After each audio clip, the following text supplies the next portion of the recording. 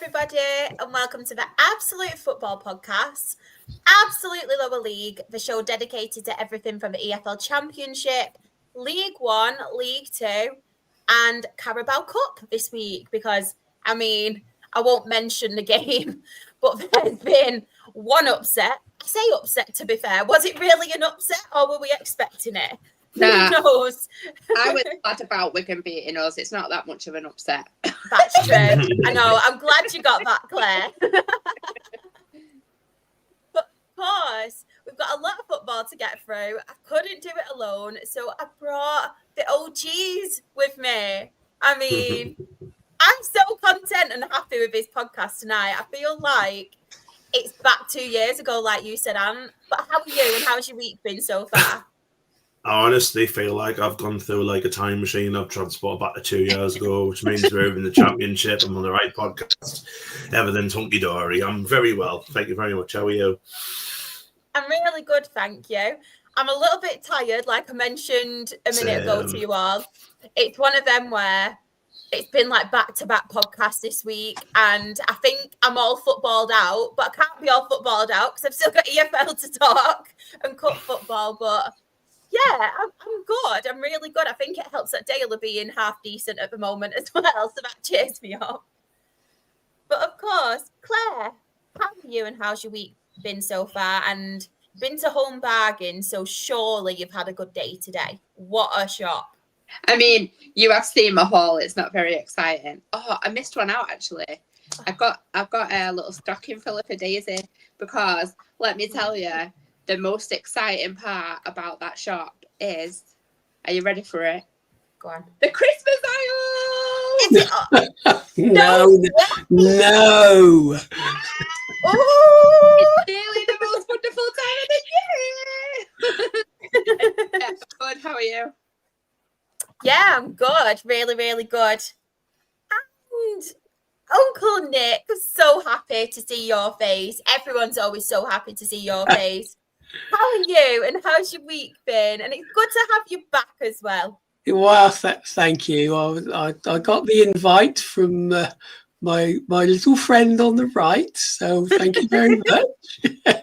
It's well appreciated. So yeah, I'm good. There's a few football games that need a mention, especially teams that can't even beat a pub team who let me down tremendously badly, and I'm not going to forgive them for that, even though I bet on them winning their league. So I hope you do.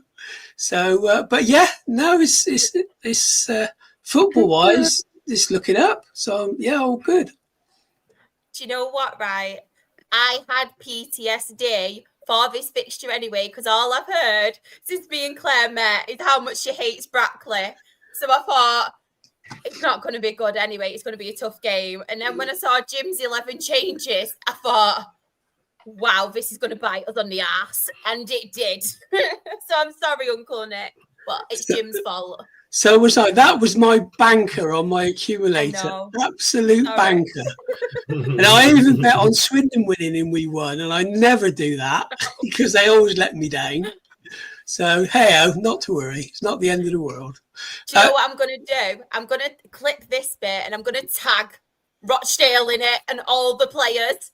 Yeah, so you tell them. Yeah, they cost me a lot of pennies. Actually, a lot of pounds. Talking about shopping, I went to a local pet store because we've moved house. So I had to get a new tag for my dog, get that updated. And whilst I was in there, I bought my grandson a little tractor and trailer. That's all the things you buy at a pet store, isn't it? Love that. A tractor and trailer from a pet shop. Yep, yeah. The tractor and trailer from the pet shop, and it had a wheelbarrow with it. How about that? Ooh. At least that Christmas aisle wasn't open in bloody August. No, definitely wasn't Christmas stuff. Just normal prezzies. Shopping.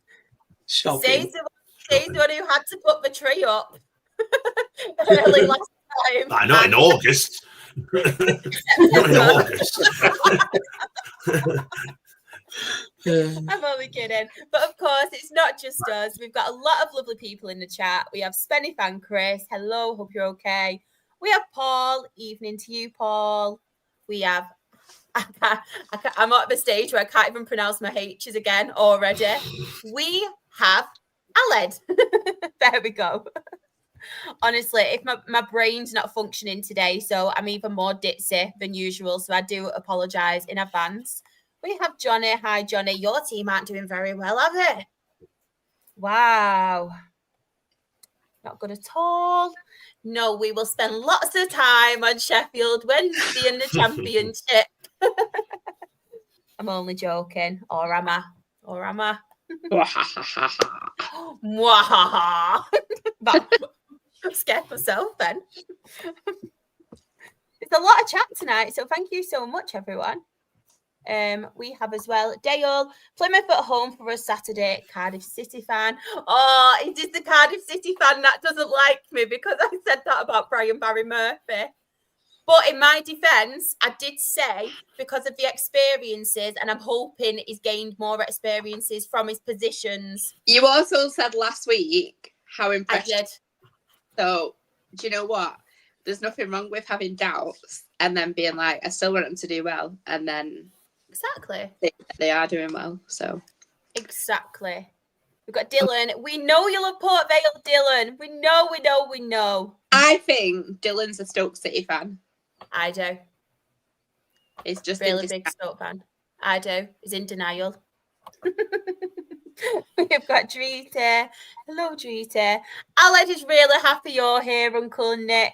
So is everyone, though, by the way. Oh, we love Drita. We do. Love Drita. Aled, looks like Palmer's joining Swindon. Please take care of him, Swindon. Yeah, that'll be a mega signing for, as it's reported, a massive signing for little old Swindon from Wrexham. God's truth. What do they think they're talking about? these Hollywood players, I don't know. Will he be a cope coming to far reaches of Wiltshire? I don't know. We've got Sean here as well. Hi, team. Hope you're all doing well. Who's ready for a different version of me? Oh, you're going to be happy. Usually misery, Sean. I'm joking. Luke, all right, everyone. Still on a high after Bank Holiday Monday. Uncle Nick, what a sight that is. I know Bank Holiday and Yeovil sacked the manager after that. I'm sure we will talk about that on a non-league show already. I think a good few managers in non-league have been sacked, but as we say, that isn't the show. That's Monday's show. So come on then. Johnny, Uncle Nick, if you want to win on your bets, do whoever is playing Sheffield United. True. Kyla's put good evening, legends. We have got Aaron as well. Hello from a Stoke fan. Doing very well, aren't you, Stoke, at the moment? Very well. We are doing well.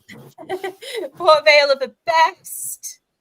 Paul has put a cheeky trip to Loftus Road with Charlton coming up on Saturday. Oh, exciting. And Mr. Brian Barry Murphy comments, luckily. Scott is playing. It does play good football, to be honest. It really does suit. Cardiff fan with us. What's that? Sorry, Claire?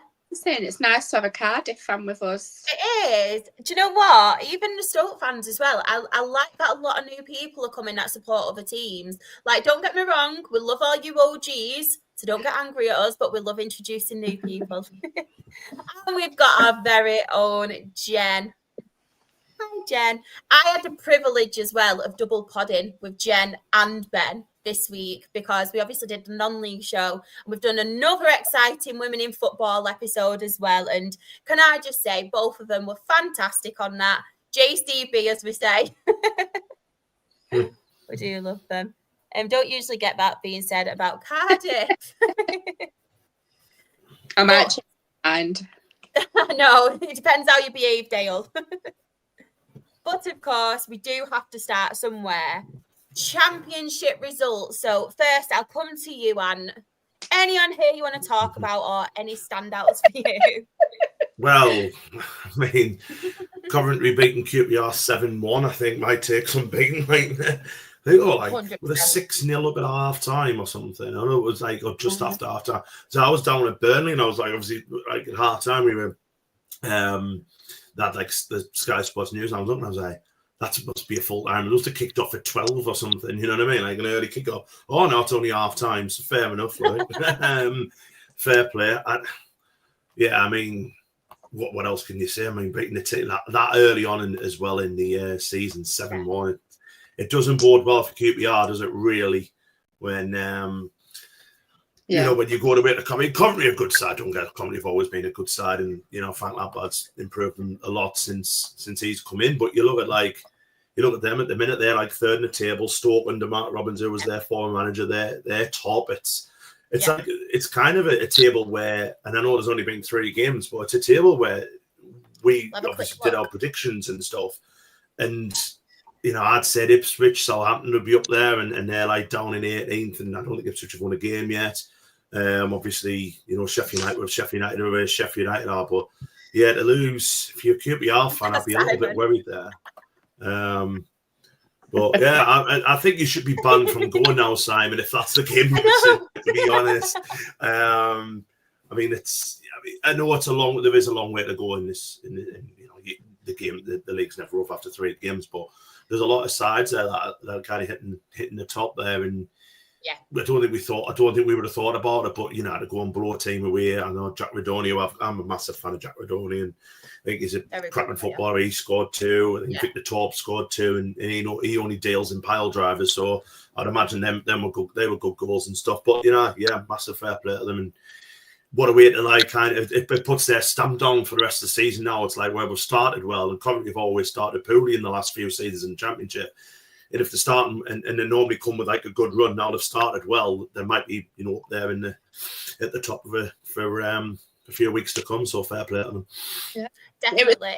It's nice in that game that I know obviously they got hammered, but it was nice that Richard Coney like scored a goal, because obviously he's not played for ages, and like his form went to shit, didn't it, after the manager left, and obviously it's showing that he's still got it. Good luck to him there. Mm-hmm. It's a really good one for the goal difference as well, isn't it, from a Coventry perspective? Not so much for QPR. I'm just going to swap me and you around, Uncle Nick. I say it every pod, but I hate putting comments over someone else, so I'd rather do it over my mush. Did QPR actually turn up, Simon? Simon doesn't know, because that doesn't know. He didn't turn up.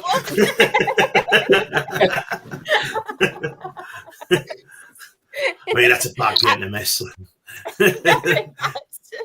I can remember when we were crap in the Premier League. I think it was either our 15-point season or 18-point season. I was 21, and I went out for my 21st birthday, and we had a game rearranged with Fulham because the game in April got called off with the snow. And there was the rearranged game where we played and we won. It was the only game we won at home that season. So in 19 games, I went 18. We lost or drew every single one. And the only one we won, I was out celebrating my 21st birthday. There we are. Yeah. Paul has put good luck to Kone after Saturday. So I'm pretty sure that must be who Charlton are playing. We've got a few questions in here, which I will leave until a little bit later. Uncle Nick, any on here that stand out to you, or any you do want to give a mention to? Well, I think I must mention Birmingham beating my team just up the road, Oxford, who are languishing at the bottom of the table with 0 points. Shame. But being serious, it just shows what a difficult league the Championship is, how hard it is.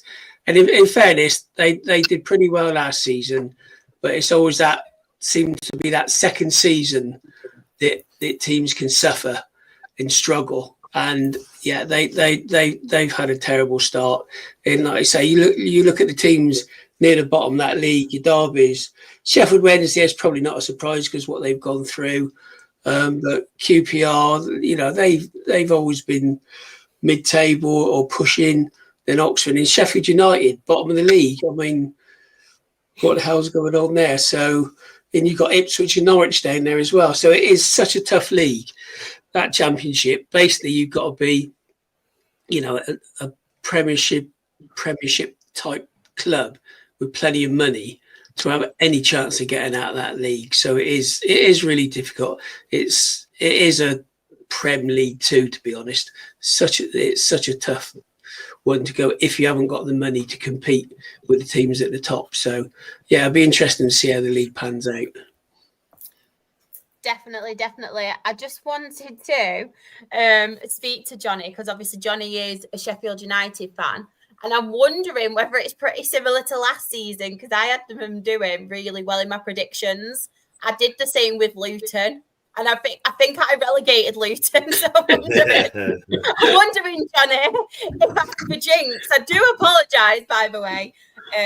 But yeah, surely there's got to be. I know Ruben Sellers. I think he's a good manager, to be fair, but it's not the start that they wanted. Definitely not, is it? The problem is, Sharp, with that is obviously after the playoff final, they got rid of Wilder and all that. And I think, I do think Sheffield United last, because they spent a lot of money in January to like bring in like the likes of Kiefer Moore and the other lad who used to play for Tom Cannon. Spent a lot of money on that, and it didn't work. They lost in the playoff. Playoff finals, a lot really can happen. It is what it is. We score in the last minute. You know what I mean? But they moved heaven on earth this year to get Ruben Sellers in, because the plan was to go down a different route and play a different brand of football or whatever. Yeah. And the problem being is now, what happens if they do sack him? Who are they going to get in? Like, who's going to want to go there now, considering Wilder? Like, it might be, you know what I mean? It might be. I don't see a way out there. If they get rid of, I mean, you've had 3 games. Yes, it hasn't started off well, but it's a 46-game season. Give him a little bit of time. Back him as well, because I mean, they haven't really, moved for anybody. I know that Danny Ings has been offered a deal, hasn't he? And that's not a bad signing for them, getting Danny Ings in. Danny Ings been there and done it, hasn't he? I think they've got Nathan Redmond on trial as well. So, a couple of experienced lads I think they need there. And I think we'll turn it around. I wouldn't be getting rid of Sellers just yet, to be honest. No. You've got to give him time. Like you was mentioning, new style of play and things like that. So you've got to give him time. Johnny has posted his match report. I just wanted to remind everyone as well, I know there's a few new people in the chat. If you have been to a game, if you want to have your say, you are more than welcome to send me your match reports and I will read them out. So, Johnny has put, Millwall, I have 3 words about us. We were crap. As I said in preview show, if Ruben doesn't hit the ground running with us, he will be sacked, but he has to go now. 3 games in. We can't. I don't know about that. Come off it. Remember last season, the season before, 3 seasons in a row actually. People have been calling for Chad out, right? Yeah.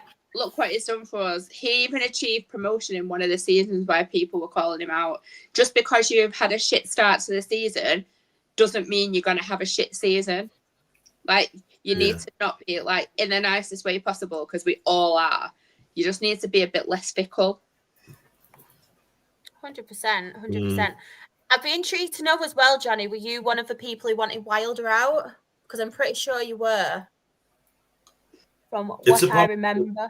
I mean, it's all well and good wanting managers out and stuff like that, but it's who'd you bring in? That's the fairness. I mean, that's fair enough from Luke down there. You know what I mean? That's 4 games in. I just think it's mad. Oh, he's been there a while, hasn't he? He's been so good a while, and I think it's a little bit from last season. And obviously, because they should have won. They probably should have won the playoffs under the team that they had. Yeah. And the problem is, like I say, with to see him up in Scotland, isn't it, with Russell Martin at Rangers, because he hasn't hit the ground. Yes. They're getting hammered 6-0, aren't they? So that's probably a different kind of topic, to be totally honest. But I don't know. I don't see what if you could have come back and say, right, well, we can get this manager in, that manager in, then you can look at it and go, you might have a good point. But for me, it's like, who's next then, and who do you want? You know, and exactly. I don't know. Exactly. Let us know, Johnny. Obviously, you're a Sheffield United fan. Let us know who you want. Before I ask you, Claire, this is such good news, isn't it? What Simon's put. The best bit of news was announced before the game. We now own our stadium. I love that. I saw that on social Brilliant. media. Such a massive thing. I know it's been a long time since they've owned their own stadium, and like we don't own ours either. So hopefully one day we can follow in their footsteps and have our own ground again. Definitely. Claire, any standouts for you or any you want to talk about on here? Well, I think Preston beating Ipswich is a really good result for them. Yes. Obviously, all of us had Ipswich to go up. And like we all say, it's the beginning of the season. But it's still a really good result for him in it. And I reckon as well, Claire, a lot of people probably had Preston to go down. So I was one of them. Yes. I think a lot of us had Preston to struggle this year, and they're doing really well. So yeah, that's a great result there. Yeah, really good result. Clean sheet as well. Like I feel like clean sheet, like even though they're not really that important because it's goal difference, like I feel like clean sheets can really like give your defence that extra bit of confidence as well. 100%. Johnny's mentioned that he'd like Steve Cooper at Sheffield United. Each to their own. Like, what manager. He's a very good manager. I've got a question for Johnny. Why after 3 games do you think that someone should leave? It just seems way too like slapdash. Like, why do you think that he needs to be sacked already? I know I'm waiting. While we are waiting, we're just going to stop talking to the answers. We all actually did, didn't we? While we're waiting, Aled has sent in his match report. He has put, in regards to Wednesday at home, them getting a draw was all down to Bannon. He ran the show second half. Gave him so much space. We shouldn't have changed formation to add another player in midfield to counter it, but we didn't. And then he's also mentioned 2 points dropped from us. Hope it doesn't cost us this season, but a certain result on Tuesday will give us a massive boost ahead of Saturday away at Millwall. So that was Wrexham 2, Sheffield Wednesday 2. To be fair to Sheffield Wednesday, they're giving it a go, aren't they? Like, considering what's going on at the moment with them off the pitch. Just a little bit of respect as well, because obviously we've all had our thoughts on Rob and Ryan at Wrexham, but what an absolute like sporting gesture that they made, because obviously Rob McElhenney found that Sheffield Wednesday were doing the whole like black and gold until the owner's gone, and they decided that because there was still a lot of stock of last season's black and gold shirt, they'd sell it for like manufacturing price and not make any money on it, so that Wrexham fans could join in with the black and gold protest. And I just thought, given obviously everything that they've done for Wrexham and just the community as well, like for them to like stand up and actually have a voice about what's going on at Sheffield Wednesday, I thought that was fantastic of them. So fair play.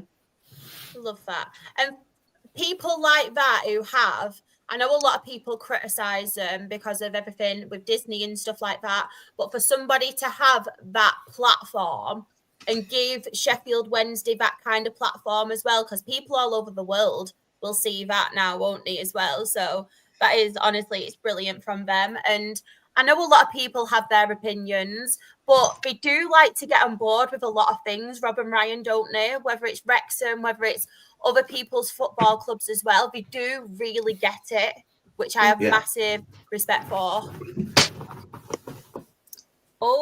Johnny. The heart's in the right place, aren't they, with them too? You know, 100%. yes, it's, you know, yes, everyone, you know, to make a quick buck to say, well, what do you buy a football club for? You know what I mean? From a business point of view, you do want to make money, don't you? But they do kind of sit. I think they do kind of, you know, they have kind of bought into the whole, you know, soccer thing, haven't they? So fair play. Yeah.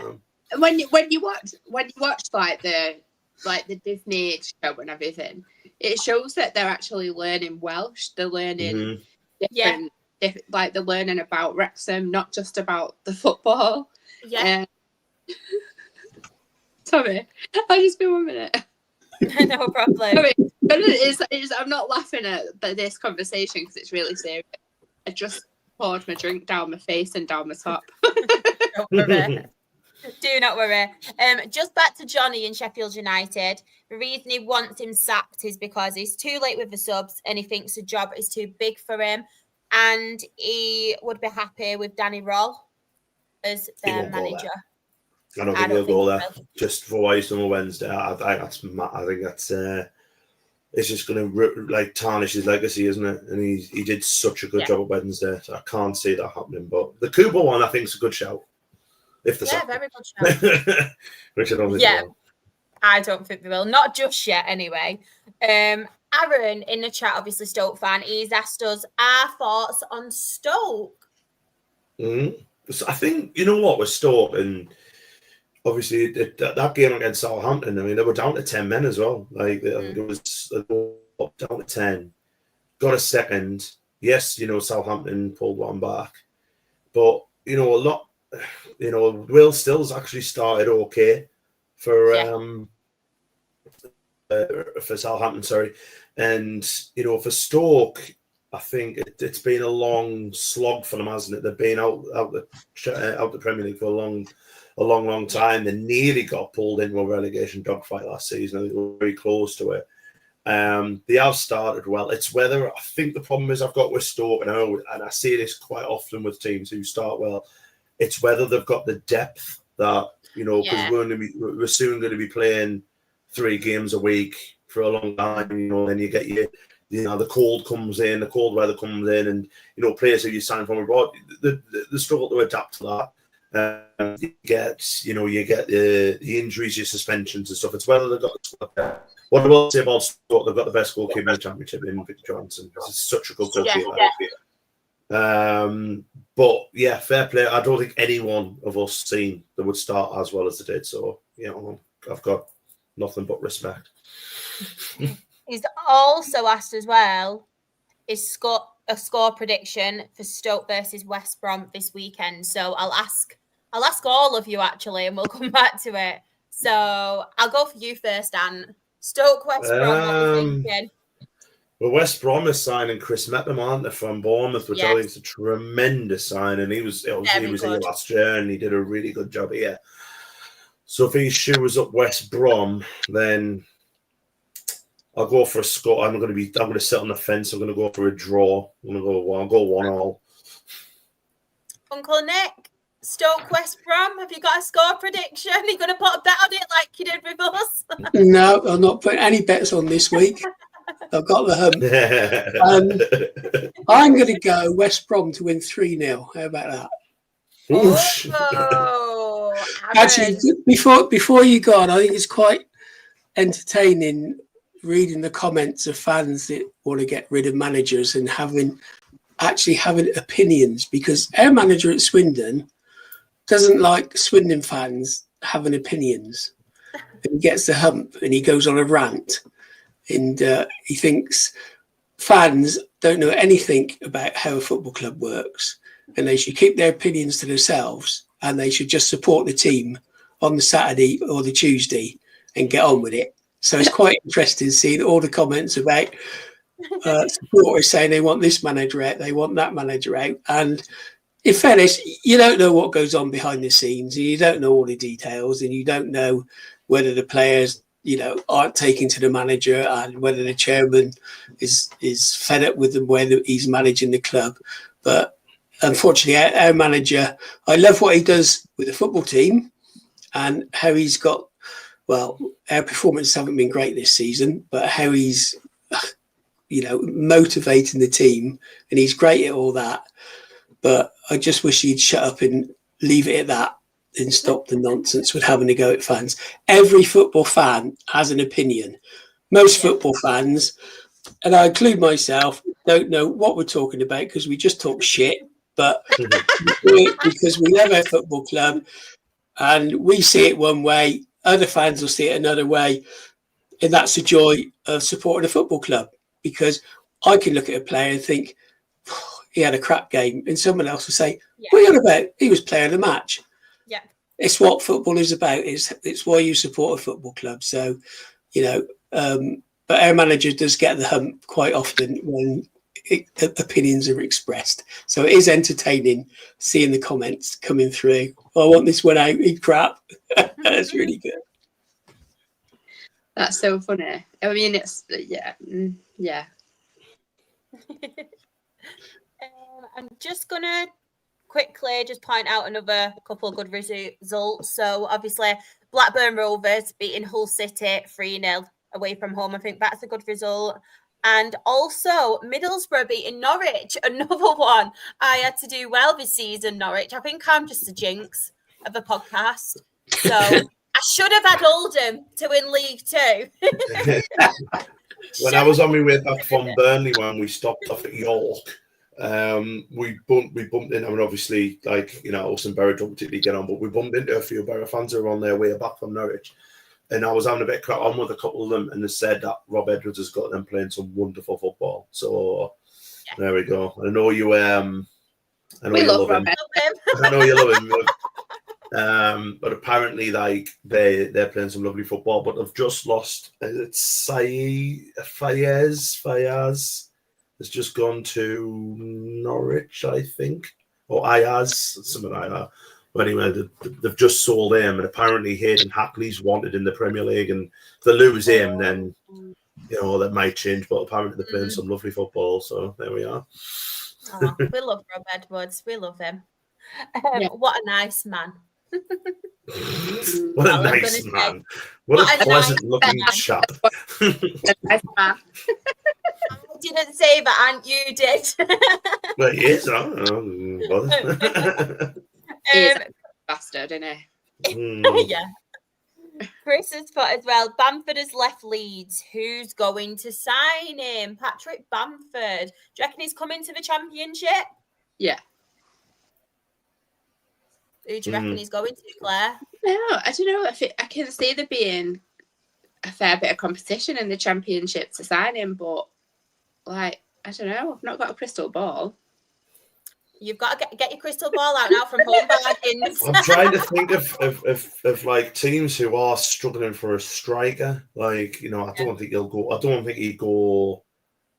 He'll not go Sheffield United because obviously the Leeds link. I don't know. Someone like Derby. Derby have got a few injury problems, haven't they? So maybe Derby. I honestly don't know. Maybe Sheffield United are doing a bit shit. Maybe they could do worse than that. Yeah, it's whether he'll go there though with the Leeds thing. Yeah, I thought he was going to Wrexham. Yeah, that's not a bad shout. Yeah, we just signed their 6 foot plus centre forward apparently.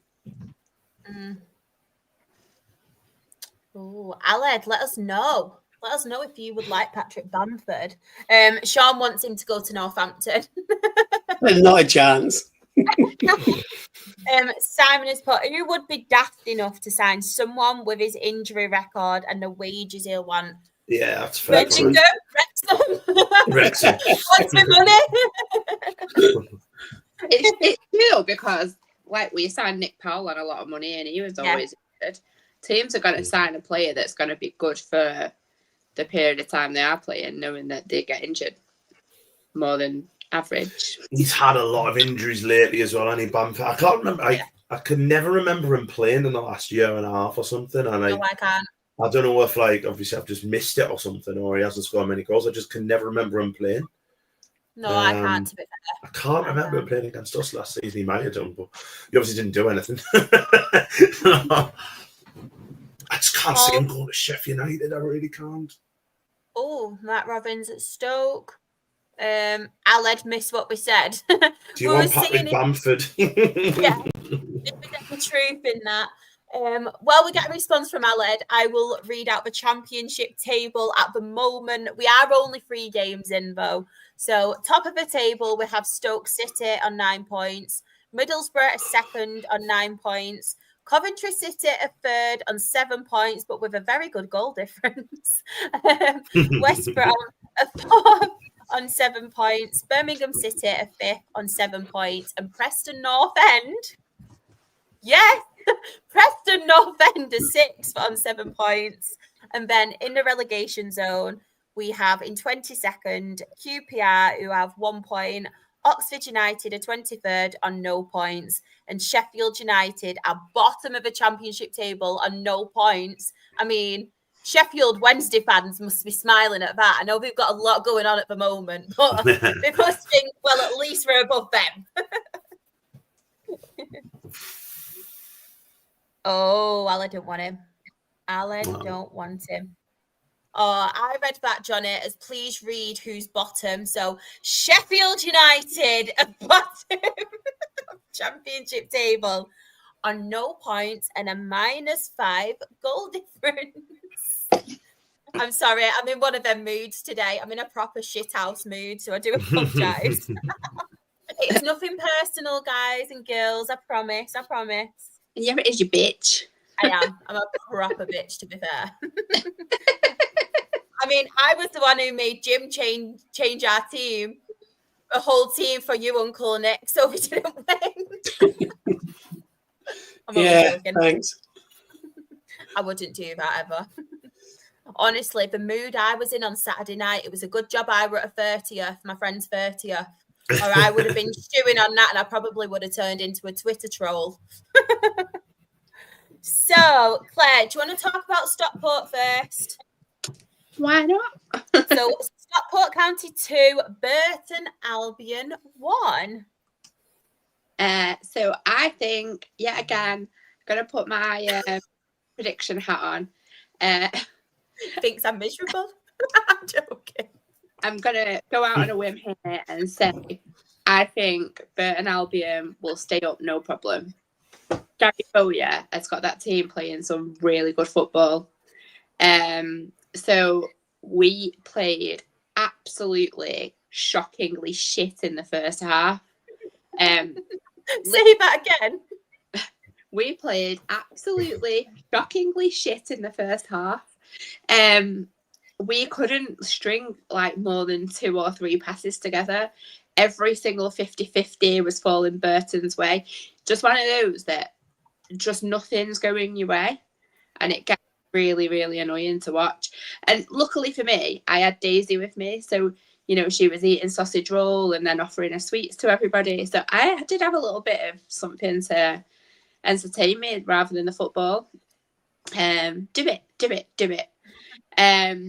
When's your birthday?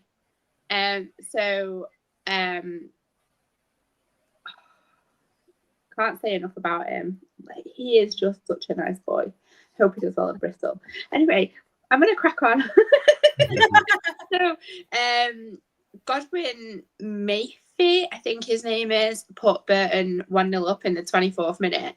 And then I'm not sure if you saw it, but Brad Hills, literally like 7 minutes after their goal, just pulled one of their players over. In that position, I do think, like, you're a dickhead. Just leave him. If you get a goal against you, it's better than having a bloody man sent off and having to play with 10 men.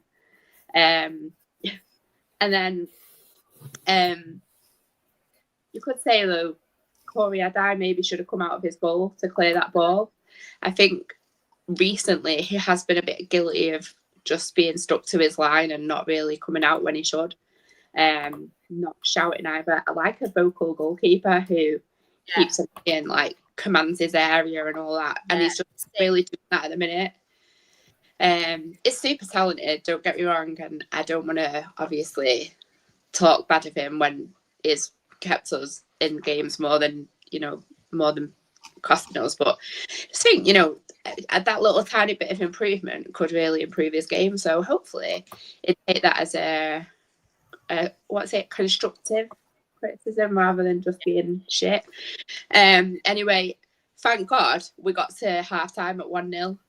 And true to form, what happens every half-time when Daisy's at the football? Vernon, I'm waiting for you.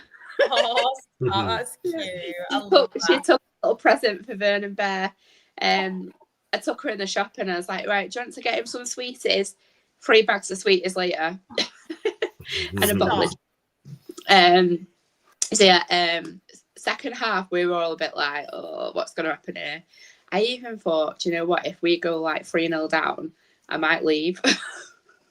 I wouldn't have done. But do you know when you just like, the cogs turn and you're thinking about it?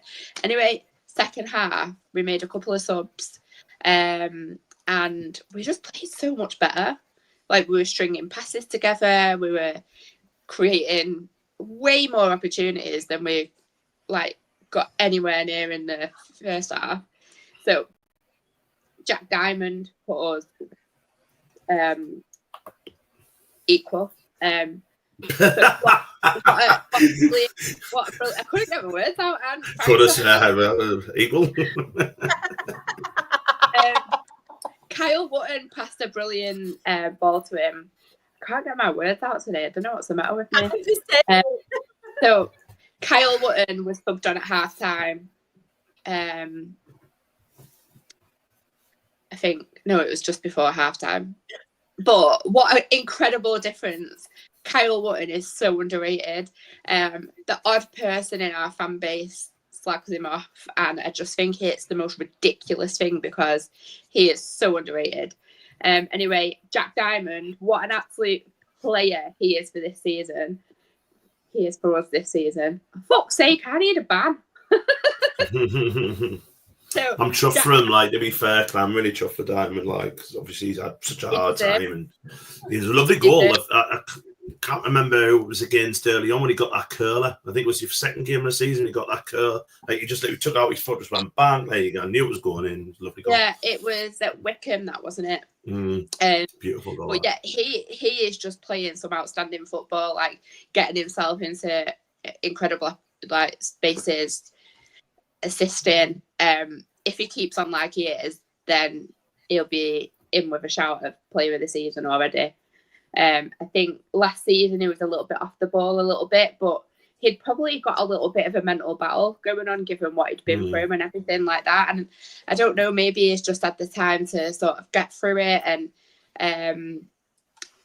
the pre-season, everything has come together for him. But I don't know, he's looking much sharper, much better than he did last season. So I think it's going to be an amazing season for him if he stays fit. But it's literally like 8 minutes later. Can we talk about the goal, the free kick of the season? Very good. Ollie Norwood. Ollie Norwood is outstanding. Like, how we have got him. I've always loved Ollie Norwood. He is very good player. So good. Like, he hit that ball with such power. There was no way that keeper could stop that goal. But just want to give a little bit of a shout out as well to Kyle Wootton, because whilst everybody else went off celebrating it, he was running into that penalty area to make sure that if it hadn't gone in, it was going to go in. So he was doing that important striker role.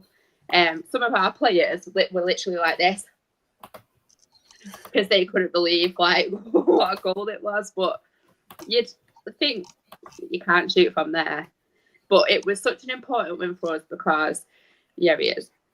It was such an important win for us because, as I've said every single week on this podcast so far, we have been playing some awful football and we've been scraping results. Obviously, we've had some wins that we didn't necessarily deserve, which obviously you take every day of the week.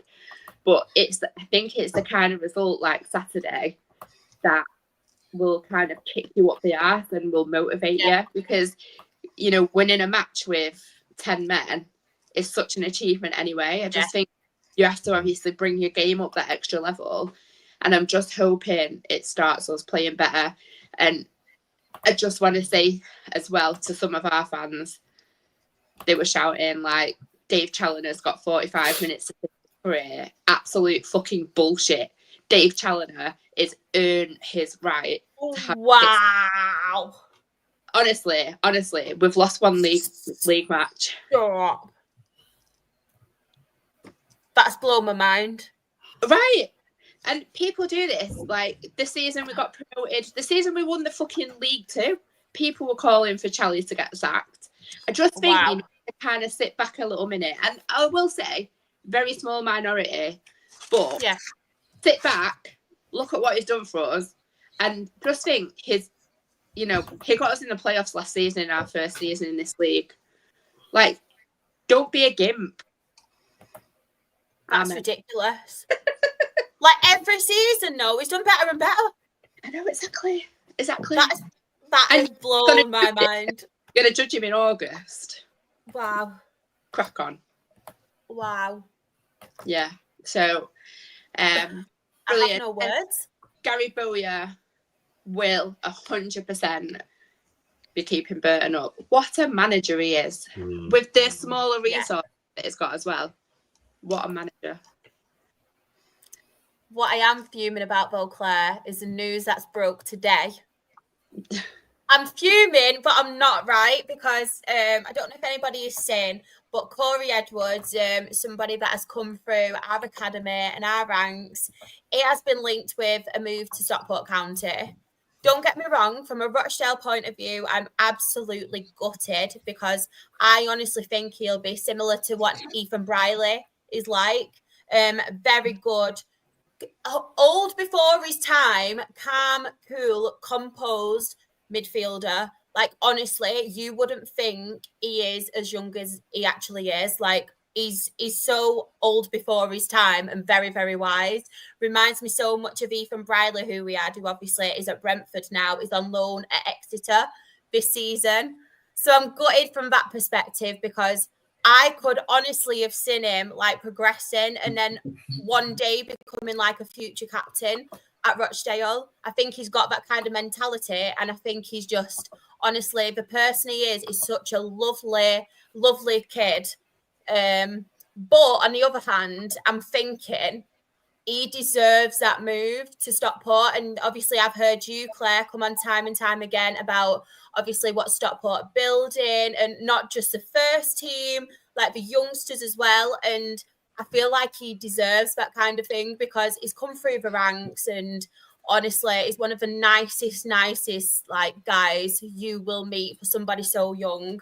But he's got it up there, like a very intelligent player. That central midfield role is honestly like, it's his perfect position. But obviously, it's not nice to see one of your academy graduates obviously go. But if it is true and he is going on to bigger and better things, and fair play to him because he fully does deserve it. Yeah. You've got another good one. It sounds like it. And obviously the last person we got from Rochdale was Ethan Pye. And like, I can't believe that Dale released him. Like, what a mistake.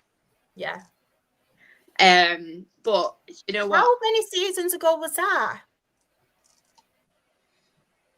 Was it when we were having the difficulties, or was it before then? I feel like it was before because I'm sure we signed him when we were in. Sam, when did we sign Ethan Pye? You've got Callum Camps as well, haven't you? Another one I love. Yeah. So we signed him from Fleetwood, I think. I think we signed him.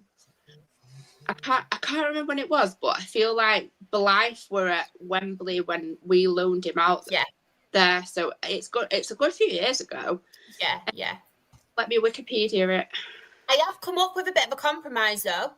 If you get Corey Edwards, then just stick Jid in with the deal and we'll have Jid back. So we signed him in 2021. That was towards our downfall, like the relegation seasons and stuff from like obviously League One, League Two, like so and so. So yeah, we were struggling for money back then as well. Because I know at one point we did have to I don't think we actually closed our academies, but a lot of our academy players had to leave because we couldn't offer them anything because obviously of the financial state and being relegated and stuff. So we'll just do some dealing on here, Claire. I mean, you get Corey Edwards onwards, we'll have Jid on loan for the season. What? You know I love Jid. He played on Tuesday, actually, and I feel like that kind of just shows, because, I mean, we'll talk about Tuesday later. All I'll say is, like, we couldn't be asked with that game.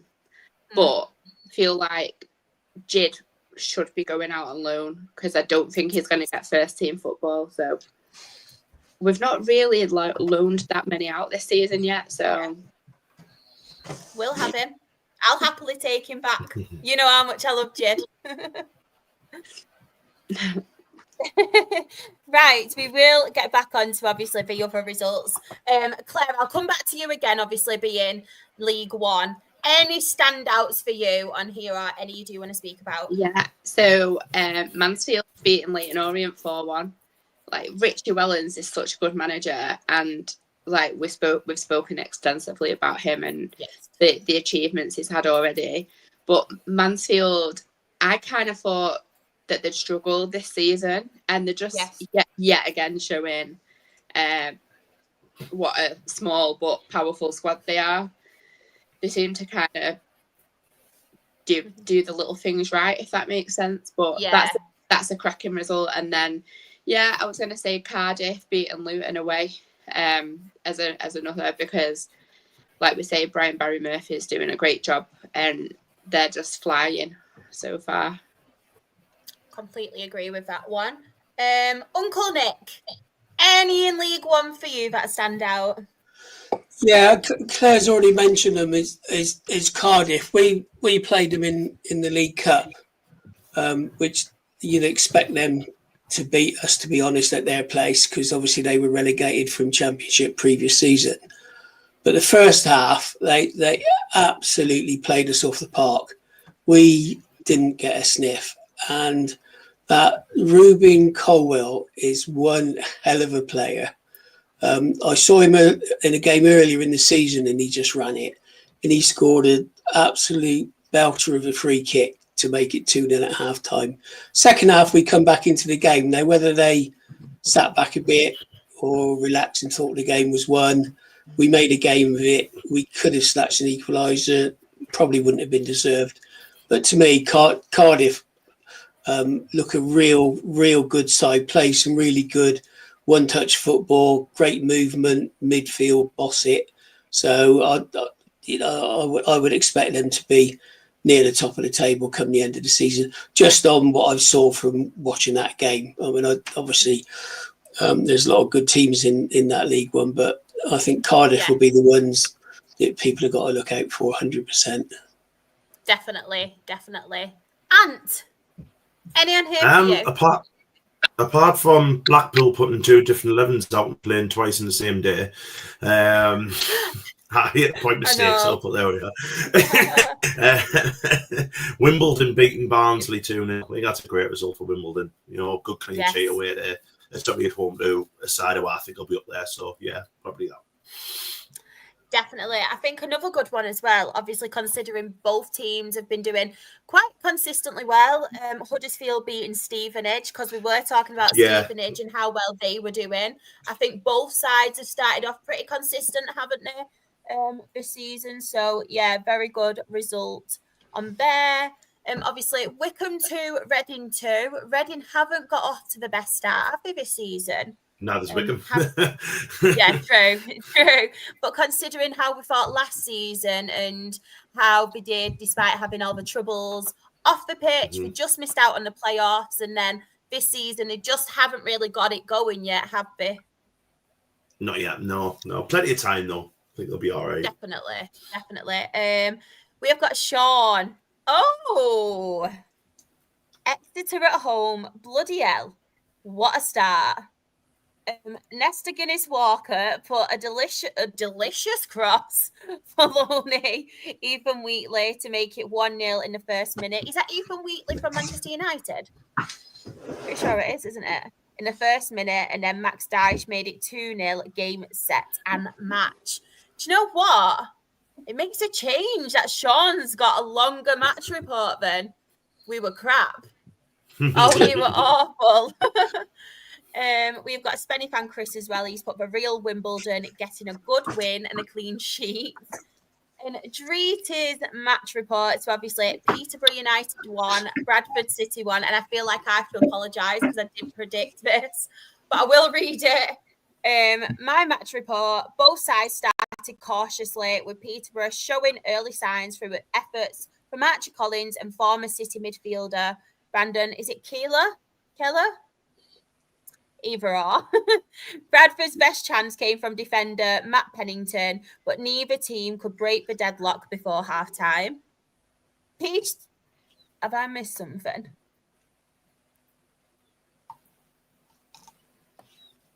Have I missed one? Bear with me. There we go. The breakthrough came in the 55th minute when Alex Patterson dispossessed Brandon Keller. You'll have to let me know, Drita. You'll have to send me a voice note so I'll get it right next time. Then George Lapsey, who slid a clever ball to Will Swan in the first minute of added time. Peterborough pulled one back thanks to Cian Hayes, who hooked a low shot past Sam Walker. Bradford remain unbeaten and Peterborough finally got off the mark. I do apologise, Drita, because I did kind of call it, didn't I? So I'm sorry, but it is very good, obviously, for Cian getting on the score sheet this season, because I feel like we did mention it a couple of times. They have struggled so far, haven't they, Peterborough? So it's nice to obviously see them managing to get a point about with Bradford and Cian Hayes scoring, because you all know how much I love Cian Hayes. And Dan, you made that song, didn't you? I did, yeah. I'll never forget that. Fair play to him. Good to see him getting a goal in it, yeah. Just quickly go to the chat. We've got a winnable tie. I think this is about the cup, isn't it? No worries at all. And you are correct about Ethan Wheatley-Shaw is one of Manchester United's youth players. Very nice. I'm just seeing if there's any others. We will move on. So League One table, Cardiff City are top on 13 points. Huddersfield Town are second on 12 points. Stevenage are third on 12 points. Bradford City are fourth on 11 points. Stockport County are fifth on 10 points. That baffles me, that Charlie thing, Claire, honestly. It really has mind-blown me. Sixth are Barnsley on 10 points. And then in the relegation zone, 21st are Wycombe Wanderers on 2 points. Port Vale are 22nd on 2 points. Reading are 23rd on 2 points. And Peterborough United are bottom of League One on 1 point. Dale is very, very happy. We are top of the league. Doyle, by the way, what a player. We'll quickly move on now to League Two. Uncle Nick, do you want to talk to us about Swindon 2, Shrewsbury Town 1? Yes. Well, before the game, we lost our top scorer from last season, Harry Smith, out with an ACL. And no, actually, geez, I can't remember now when it was during the game. Anyway, he's out with an ACL injury, which is taking him out for the rest of the season. And our whole team was sort of built around him. So Saturday was interesting to watch, which we didn't have the 6'6", whatever he is, shithouse centre forward playing, because he is one of the biggest shithouses out. He's really good at it. But I will say we played more football in that game than the previous 4 league games, whereas we tended to resort to long ball, keeper, punt it forward, Smith to head it on and hope somebody picks up the ball. But I don't know if you've seen it, but if you get a chance, look at our first goal. And it was probably one of the best goals I've seen at Swindon for a long, long time. First time passing, cut through their defence. But on that, Shrewsbury was so poor. If they continue playing like that, they will go down again. They left so many gaps in midfield. Our midfielders had acres and acres of space. But typical Swindon, we cannot defend a corner for love nor money. In the 90th minute, they got a corner and you just knew they were going to score. I would have bet £100 that they were going to score, and they did, because what really dogs me off with players, they from corners or free kicks into your box, there's so much looking at a player. What happened to watching the ball? You've got one job to do: get the ball away or stop the forward getting to the ball. That's a pet peeve. They're grappling with players and bloody hugging each other instead of looking at the football. It really annoys me. So we give a goal away. I mean, we should have been 3 or 4-0 up, and then the returning hero Billy Bodin scored in the, I don't know what it was, the 87th minute, I think it was, for us to get the victory. It was a victory well deserved, but it is probably the best football we played. Well, it is the best football we played all season. So it'll be interesting to see what happens, because I think it's confirmed we've signed Ollie Palmer from Wrexham, who again is a similar player to Smithy. So whether we resort back to the long ball again, which I hope we don't. In the weakness we've got is in defence, and we've got Ryan Delaney, who finished last season quite well, but he's been frozen out. He's been told he's not going to play for Town again. So he's on his way, if anybody will buy him, or we just release him. And the talk is, and I think it's almost confirmed, we're signing Tafazoli, I don't know how to pronounce it, Tafazoli from Wickham, who again, Ryan Tafazoli. Quite an experienced player. I don't know much about him, but talking to people, very experienced, good leader, good talker on the pitch is what we need. 6'4", 6'5", centre half. So if we get him and Palmer, that's 2 good deals, and we've been able to do that because we've sold Boateng Amin to Norwich, who's come through our youth team, played only 2 or 3 first team games for a reported 350,000 plus add-ons. So it's a good bit of business, and myself and lots of other people have been critical of our owner, Clem Morfuni. A lot of us want him out of the club. But I will give credit where credit's due on that bit of business on the football pitch. It's just a pity he can't run the club like a professional outfit that it should be run. So, I'm still want a new owner to come in who actually knows what they're doing. But so credit where credit's due. Seems to be that's a good bit of business that's been done. So hopefully we might tighten up the defence, and we should be there or thereabouts come the end of the season, because we have got quite a decent squad. Injuries barring, that's the only concern. Is apparently both those players I talked about are not the fittest and don't last a full season. So it's the same old story.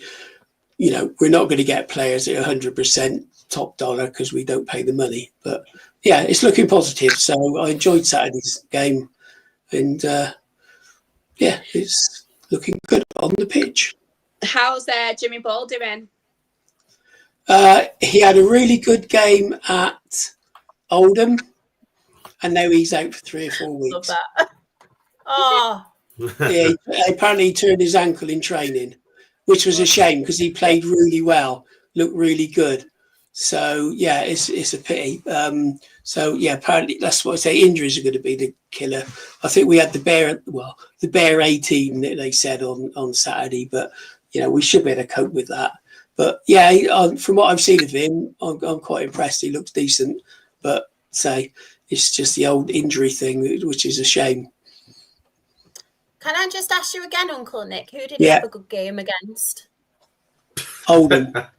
And what was that score? Oh, I think we won. and it's another game we nearly threw away, all over them, and then we just managed to hang on. So it wasn't a great performance, but we got the 3 points, so that's all that matters, isn't it? I don't care. Well, no, I like to see a decent game of football, but the most important thing is we've been in League Two for far too long. We got to get out of this league. No disrespect to any other team that's in it, but we got to get out of here. Come join us in League One, Uncle Nick. I'd love it. I would love to.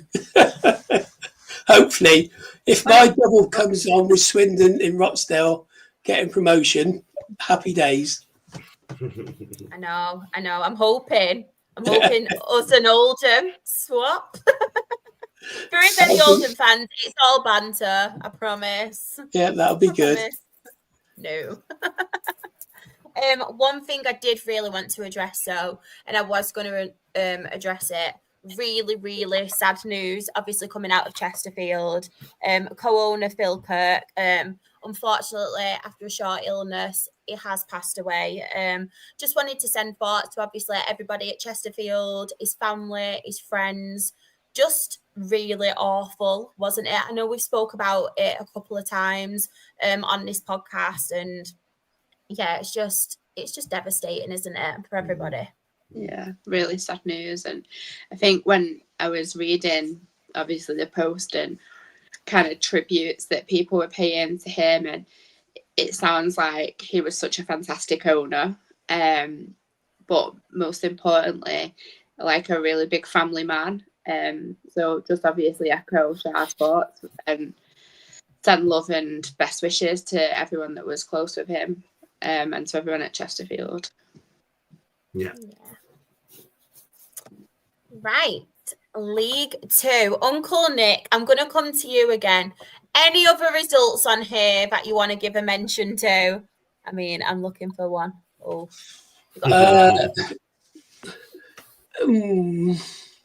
I guess, obviously, MK Dons are the favourites to go up, but we will see as the season progresses. The likes of Barnet and Cheltenham are poor by all accounts. That's a good win. Bromley, again, that's a good draw at Notts County. So, probably they're unfancied teams in this league from some of the teams that should be doing well. And the other one is Tranmere, because they've always been struggling. So any away victory is good. So, we'll sort of see how it pans out. But it seems the unfancied teams are probably getting decent results at the moment. I just wanted to address this comment as well, because I don't know if anybody's noticed, but Kieran hasn't been on for a while.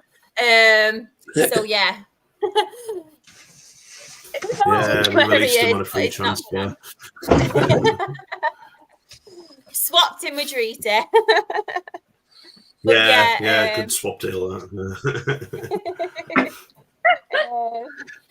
But yeah, just quickly in the chat, Kyle put Cambridge, you had one bloody job. Do you know what I saw the other day?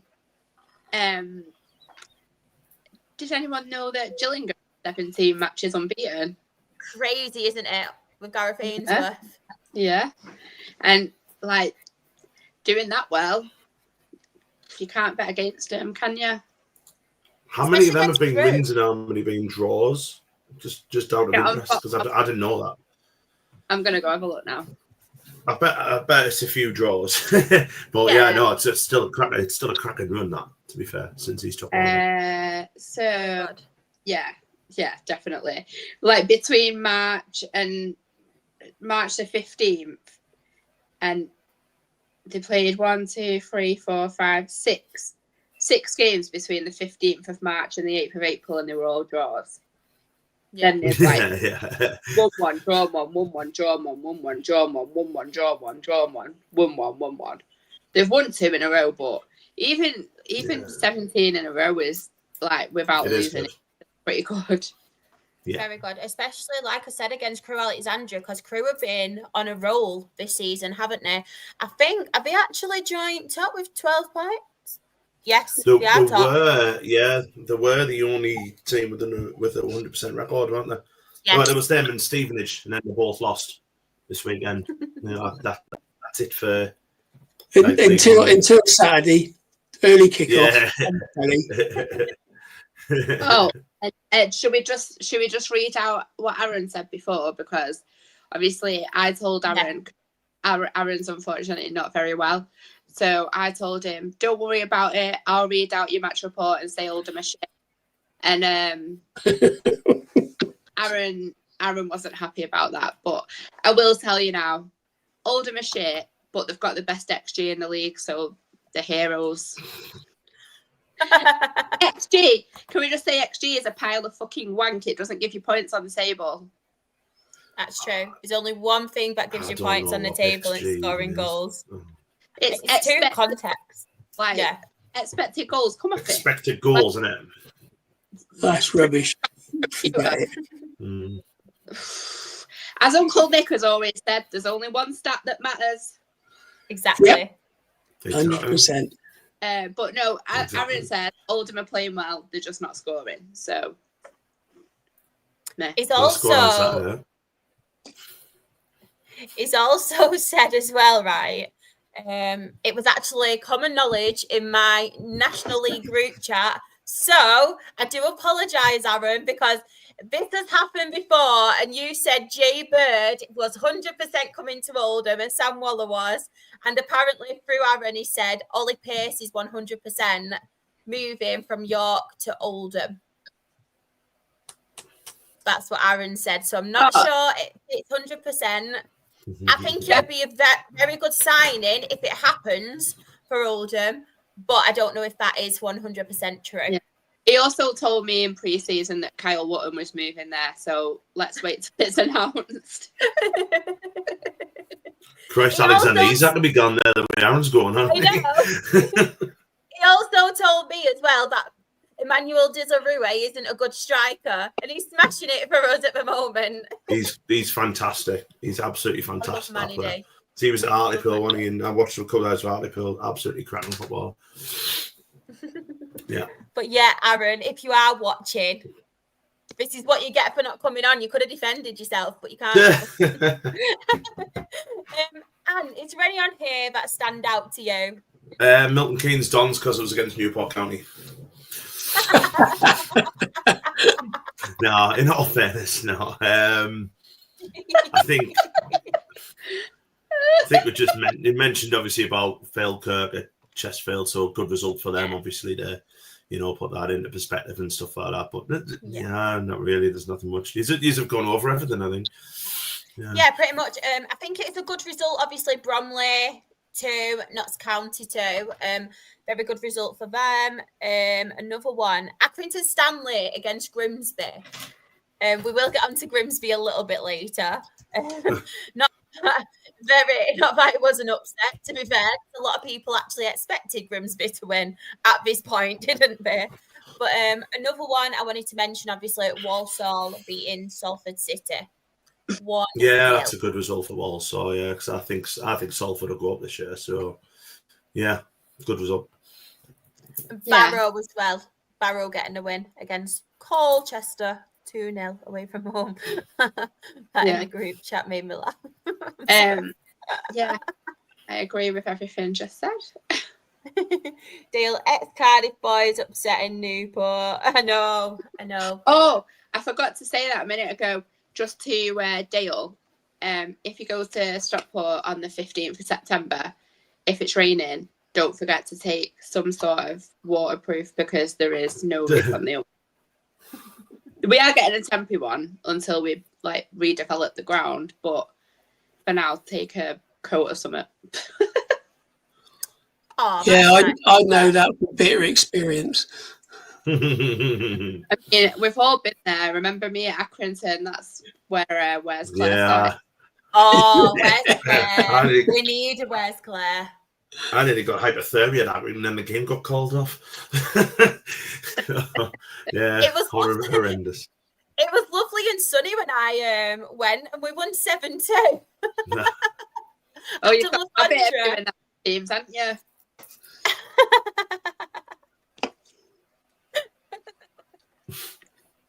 We just don't do it when it matters in the playoffs with bottle jobs. Absolute bottle jobs, no matter who our manager is. But we're going to change that hopefully this season. But League 2 table. Top of the table, we have Crewe Alexandra on 12 points. Chesterfield are second on 12 points. Milton Keynes Dons are third on 11 points. Grimsby Town are fourth on 11 points. Gillingham are fifth on 11 points. Sixth are Bromley on 9 points. Walsall are seventh, also on 9 points.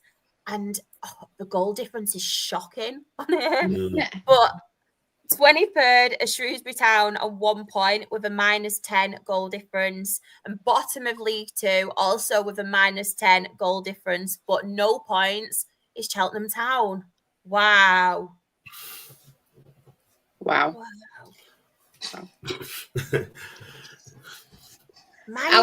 Aled will be happy about Shrewsbury. But I feel like Ant needs to reproduce like the 2-year-old thing, and like when Chelsea win, he'll put his Christmas tree up. Absolutely not, because they'll win on Saturday now, my bloody luck. Absolutely not. No, I'm not doing it. If Cheltenham win, Anne will buy some off for Christmas aisle in home back. Or his tree. Yeah, go on, whatever. Right. So we do have some Carabao Cup action. Who wants to go first for your teams? No, we're not in it. We've got National League Cup. We played at Wigan the first game away there in a week, because we also are away there on Saturday. We played shit. We lost. We didn't give a shit. I didn't give a shit. I hate that cup competition. I'm glad we're out at the end. But Jid played. Can I just? I'll just pretty much echo what Claire said. Apart from we didn't play Wigan, we played Huddersfield. We lost on penalties. I really couldn't care less. So there we are. Yeah. It is what it is. I'm glad Bradford have got a really good draw though, and I will say about as much as people are trying to think that this is a wonderful competition and it's not a Mickey Mouse Cup and all that palaver, why have you got seeded teams coming in the fourth round? It makes absolutely no sense. So like those teams have all got on paper easy draws, and it's just stupid, you know. But fair enough, you know. Bradford go to Newcastle will be class for Bradford, and I hope, because we've already said off. I know the group chat. If Deep comes up, I'll make sure I nip over and see her and all that. But Christ, what a terrible competition. I've got a really obviously soft spot for the League Cup, because we won it in '69 when it was a proper competition against a very, very strong Arsenal side. And I know it's nothing like it nowadays. But to be honest, I'm not against teams being seeded. And I'll tell you why. The chances of a lower league side from Championship down winning it are remote. You look at what happens in the latter stages. The Prem teams put their strongest teams out. And I don't know how many seasons on the trot there's a Premier team, if not two, have been in the final, and obviously a Prem team that's won it. So the likelihood is it's going to be won by one of the top sides.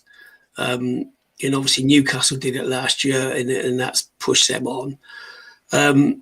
So I quite like the idea of it being seeded, because it means a team from a lower league has got the chance to go in and play in a Premiership side.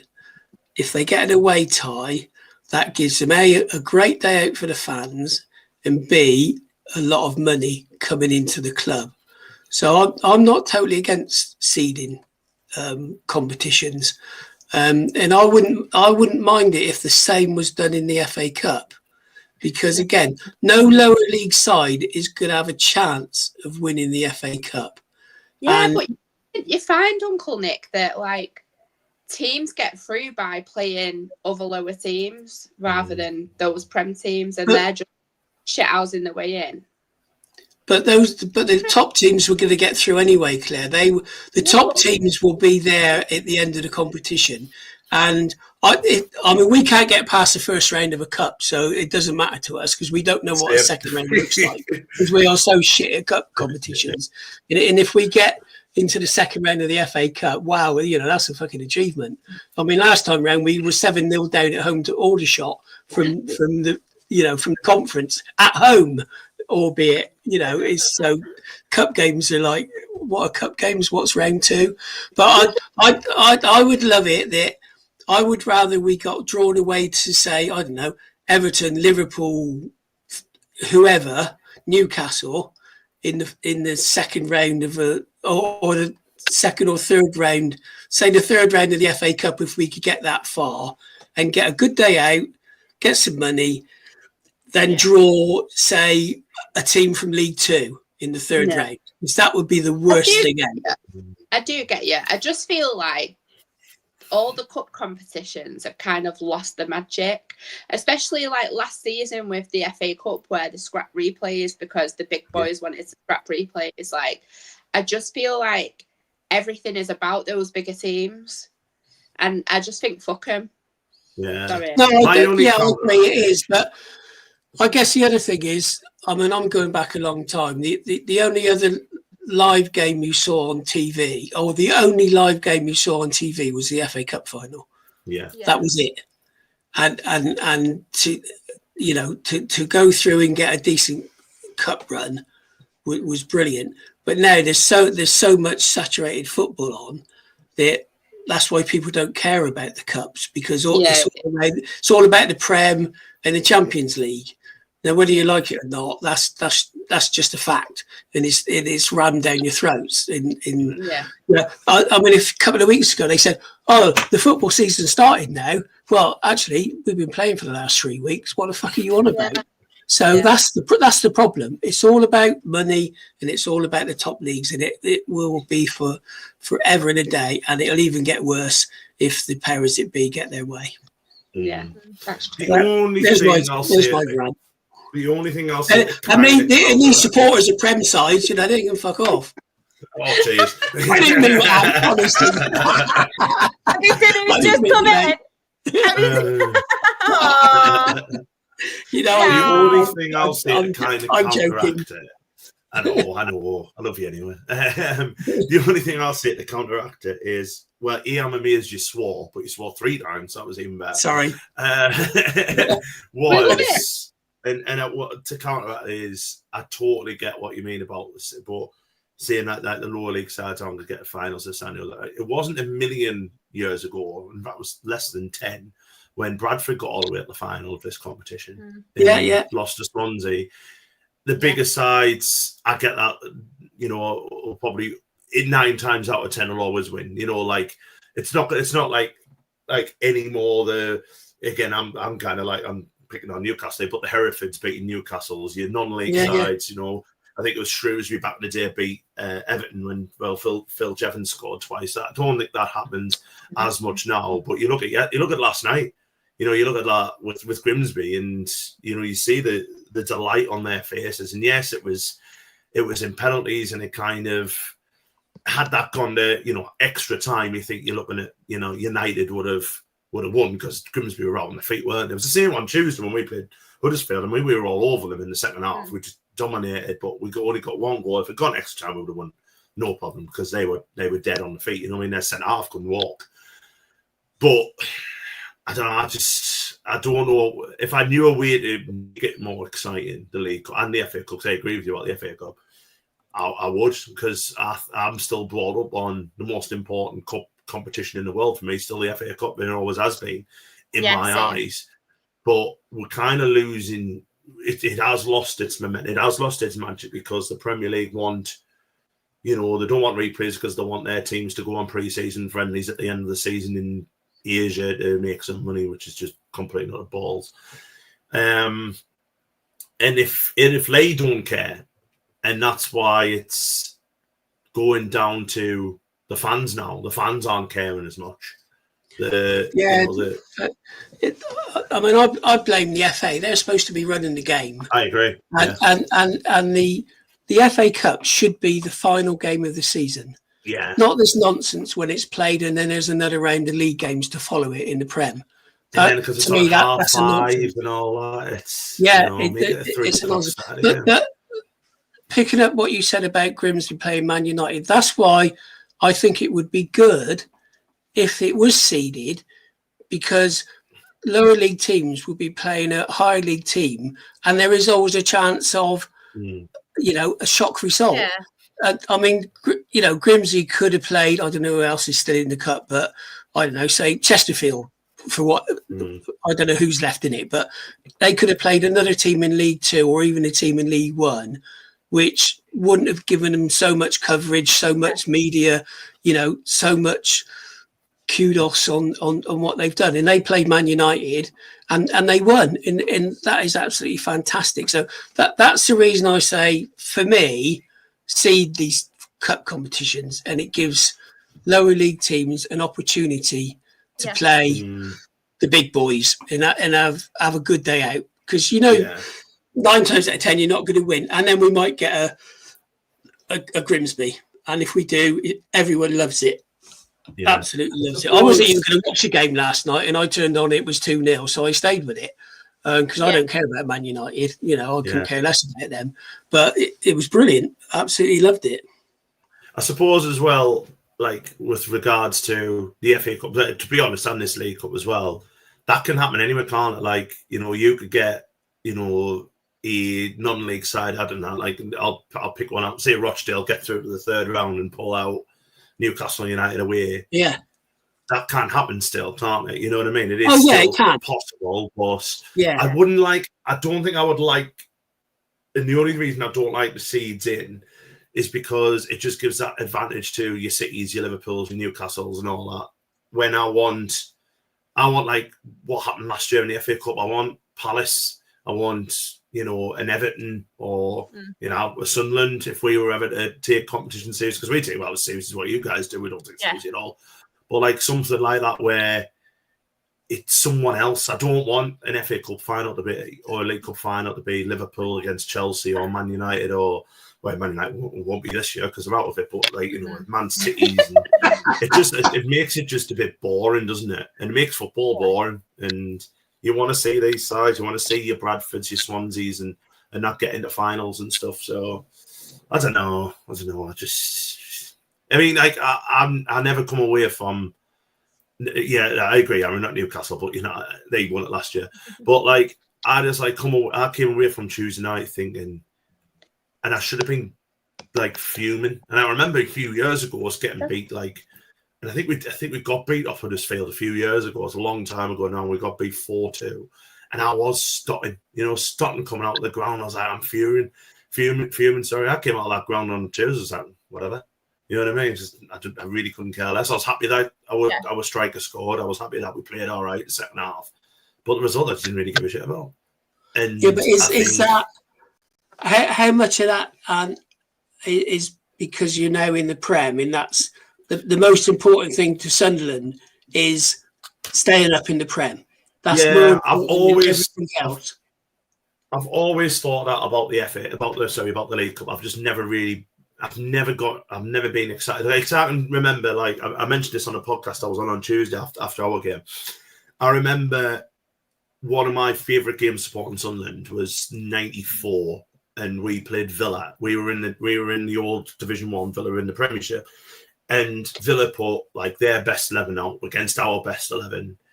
We got beat 4-2, but it was a fantastic game of football. Like Mark Bosnich, who was playing for Villa, was absolutely incredible. Made about 7 or 8 world-class saves and stuff. Now, I went on Tuesday and I watched Sunderland make 11 changes against Huddersfield, who made 8 changes. So I'm watching a reserve team against another reserve team. Yeah. And I was like, what's the point? It's like, and that's the problem. Like, if it's the same with both, if teams aren't going to be interested and aren't interested, and I wholly get that you've got to give players a chance to start and the other. But if teams aren't interested in, putting out a best 11 and stuff, then why should fans really be so bothered about it as well? Like, we made loads of changes to our team on Tuesday.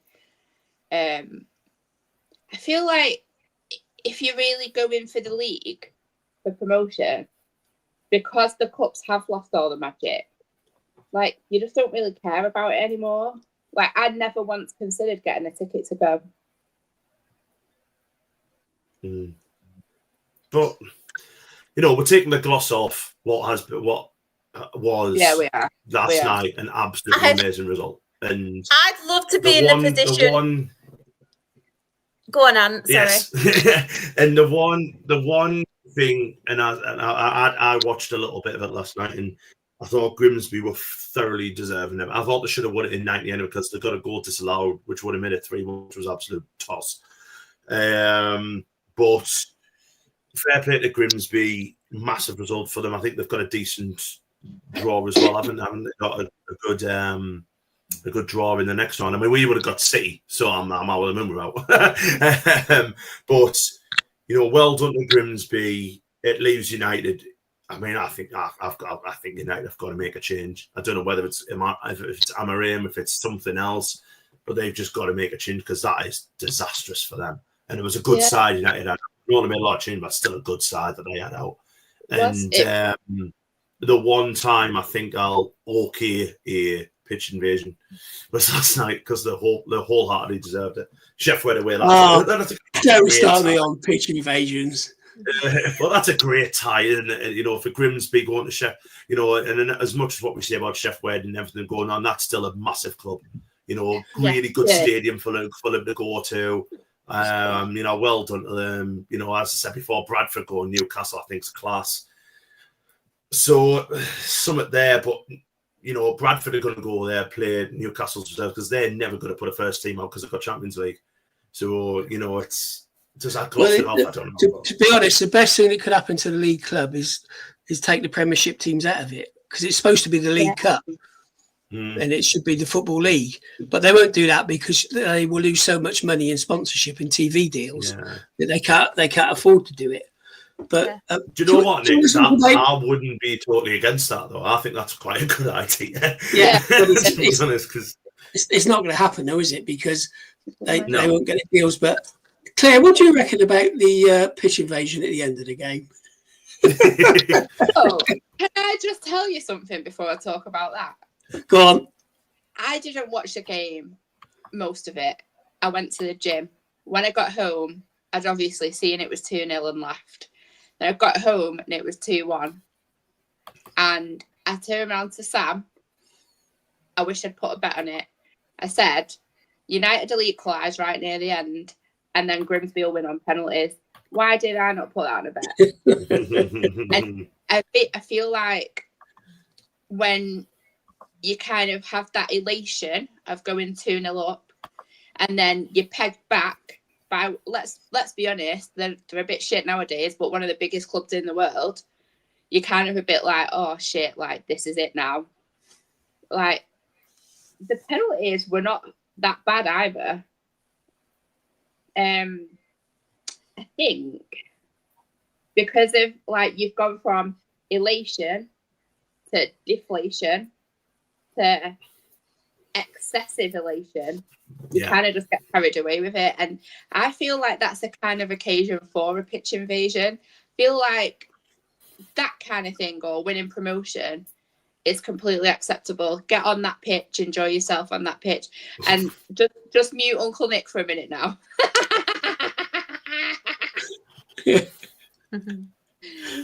Just think what we won the league. Did you go enjoy yourself and stay off that pitch? Well, you know my feelings.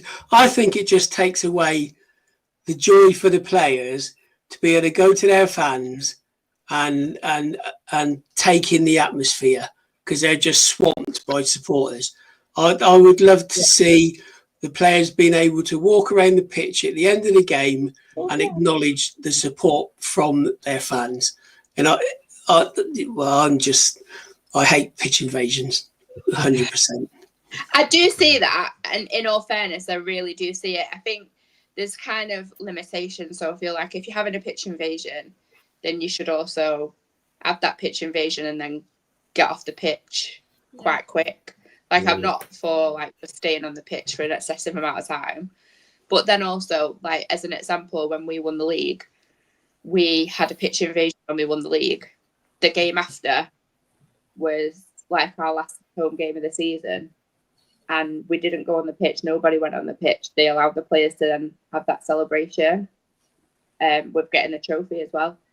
So I think that was kind of a happy medium. But I do see your point and I do get it. And if, like, as an example, if any of our team came out publicly and said, I don't want a pitch invasion, like, it's going to ruin it for us, then I genuinely wouldn't go on the pitch. But from what I've seen of the players, they love it. Yeah, well, yeah. So it's all about opinions, as they say. I just quickly point out fans have opinions. Exactly. Quickly point out, because we're on about penalties, if anyone hasn't seen our penalty shootout, please go and watch it just for Jensen Sealt's penalty, because I have never seen that before in my life. The man, he literally, and he scored, he literally walked up to the ball and just went, bink. It didn't even have a run up. He just walked. I saw that. Yeah, just then casually smacked it in. Like, how on earth he managed to generate any power? What he do? He just walked. I was like, what's he doing here? Keeper's like, hang on a minute, are you supposed to take a run up? No, fair enough, Jensen. But yeah, apart from that, again, the bin. Yeah, I just think, like, with United yesterday, I think it shows, like, and obviously, like, I'm not the biggest lover of Manchester United, and I hope Sam sees this as something that I'm saying it as constructive. I feel like not just yesterday, but the way they've started the season is kind of a continuation of last season. So the first game against Arsenal, I actually thought they played really well. But I just think, like, after that, they've kind of been a little bit all fart, no poo. I think that the issues are deep-rooted within the club, and I think that they can't keep swapping and changing managers, because clearly it's not a manager issue. I think it's more deep-rooted and like club rot, with stuff that's going on behind the scenes that has that deeper impact. I think there's some systematic issues that need to be addressed, and United are one of the biggest clubs in the world, and the only reason that people laugh is because of that reason. You know, nobody really, I mean, nowadays, yeah, but nobody really expects United to be having any of those struggles. And, like, you still see them as one of those biggest clubs. I just think there's something fundamentally wrong with the club at the moment that needs to be addressed, rather than getting rid of another manager. So yeah, something. It would help if they had a goalkeeper who didn't have poppadoms for hands, like, you know what I mean? Because both of them goalkeepers are rubbish. Both and one who flaps at corners. As soon as Bayern day a corner. Yeah, I mean, as soon as, you know, that Bayern day is useless, and Onana has got to be the biggest waste of money that there's been in Premier League history. It's absolutely awful. You're right, though. It's not just a manager, because they've had, how many managers they've had since Fergie now, and not one's been able to change it. And they've had some good managers, like, you know, the likes of Jose Mourinho, and, you know, there's had some, you know, even like the lad who they just sacked was, you know, he's won trophies there, he's won, but it's just it's mad. I think it's the whole thing of they need someone behind the scenes who knows what they're doing. They need a manager who I think needs to want to be there, because I'm not overly sure wants to be there. And they need some proper players who, like, you know, who get what that badge is about, because they've just lost their identity, United. And I know, you know, we went to Premier League showing this, that, and the other, but I don't know. You can't just go, well, we'll sack the manager, or we'll sell someone for 40 million. Like what they've done today, they're selling Garnacho, aren't they? To Chelsea. It's not Garnacho's fault that they're crap. You know what I mean? So I don't know. I mean, if they want to sell Ahmad Diallo to Sunderland for 25 million, we'll happily take him. But I think it just shows as well that Fergie knew that it was going to happen, and I think he left at the absolute most perfect time. But yeah, definitely. Oh, there we go. Solskjaer's pizza. You might be back to Man United. You might go to Sheffield United if Johnny's still here. To be fair, though, right, to Solskjaer, he was probably one of the most consistent managers in that reign that Manchester United have had. To be fair to him. And it was all just, it's been happening. It's been the same with them from like the Ten Hags, where they've all started well, and then it's all gone downhill, and it's all been, well, it's the players, it's this, it's that, it's whomever. but it's something. It is something. I mean, the stadium's falling apart. Yeah, you've got to have massively good leadership at the top of a club, and they've had the problems with the Glazers. Radcliffe's come in and caused disruption and mayhem through the non-playing staff, which doesn't help anybody. Players are on so much money nowadays that Ferguson would struggle to manage the current modern day player, because look at the fear that the Man United players had of Ferguson. And he ruled that dressing room with a rod of iron, and they were all shit scared of going out of line because they knew what would happen. And it didn't matter who the player was. If they didn't do what Ferguson wanted, they left. Sam, Beckham, there's a whole list of them. They were out. They didn't do what he wanted. You're gone. Out. Simple. I heard a podcast with Gary Neville the other week. I'm sorry, I know it's not a Premier League one. I was listening to a bit of a podcast. I think the clip went a bit viral. Like, he was earning, like, I mean, I'm not saying only like it's a little bit of money, but I mean, compared to what Premier League players are on now, he was only earning $3 million a year, and that included a bonus. Is that the one where Roy Keane had his contracts? Yeah. And he was getting £1 million re-signing on fee. Yeah, well, that's included in the $3 million. So he was getting $2 million wage and $1 million sign on, but the sign on was every year. Yeah, not bad, is it? I mean, it's nothing for these days, is it? Well, no, that's if the anybody problem. wants to pay me that, I'm more than happy to take it. Like. Do you know what I do find, what I find a little bit disrespectful? And I've seen it from a lot of content creators in particular, the way they disrespect the likes of Grimsby and the other teams. And it's not even just beforehand, like, oh, tin pot draw, we're going to beat them, blah, blah, blah. And it's the same for a lot of them when you draw the lower league teams in the FA Cup, like last year with Liverpool and Plymouth. And you think Plymouth were Championship at that time, and they've obviously dropped a league now. But what I don't like about it is it's not like, oh, brilliant from Grimsby. Like, I honestly think David Artell deserves this so much. Like, what he's done, not just at Grimsby, but being a manager in the Football League, like what he did for Crewe Alexandra as well when he was there for years. He is a fantastic manager. And what people tend to do now, content creators in particular and the press, they take it from that smaller club who, I know obviously there were mistakes from Onana and stuff. I get that. Like, he is to blame for them. But Grimsby still took them to that, still managed to get it to penalties, still then obviously beat them on penalties.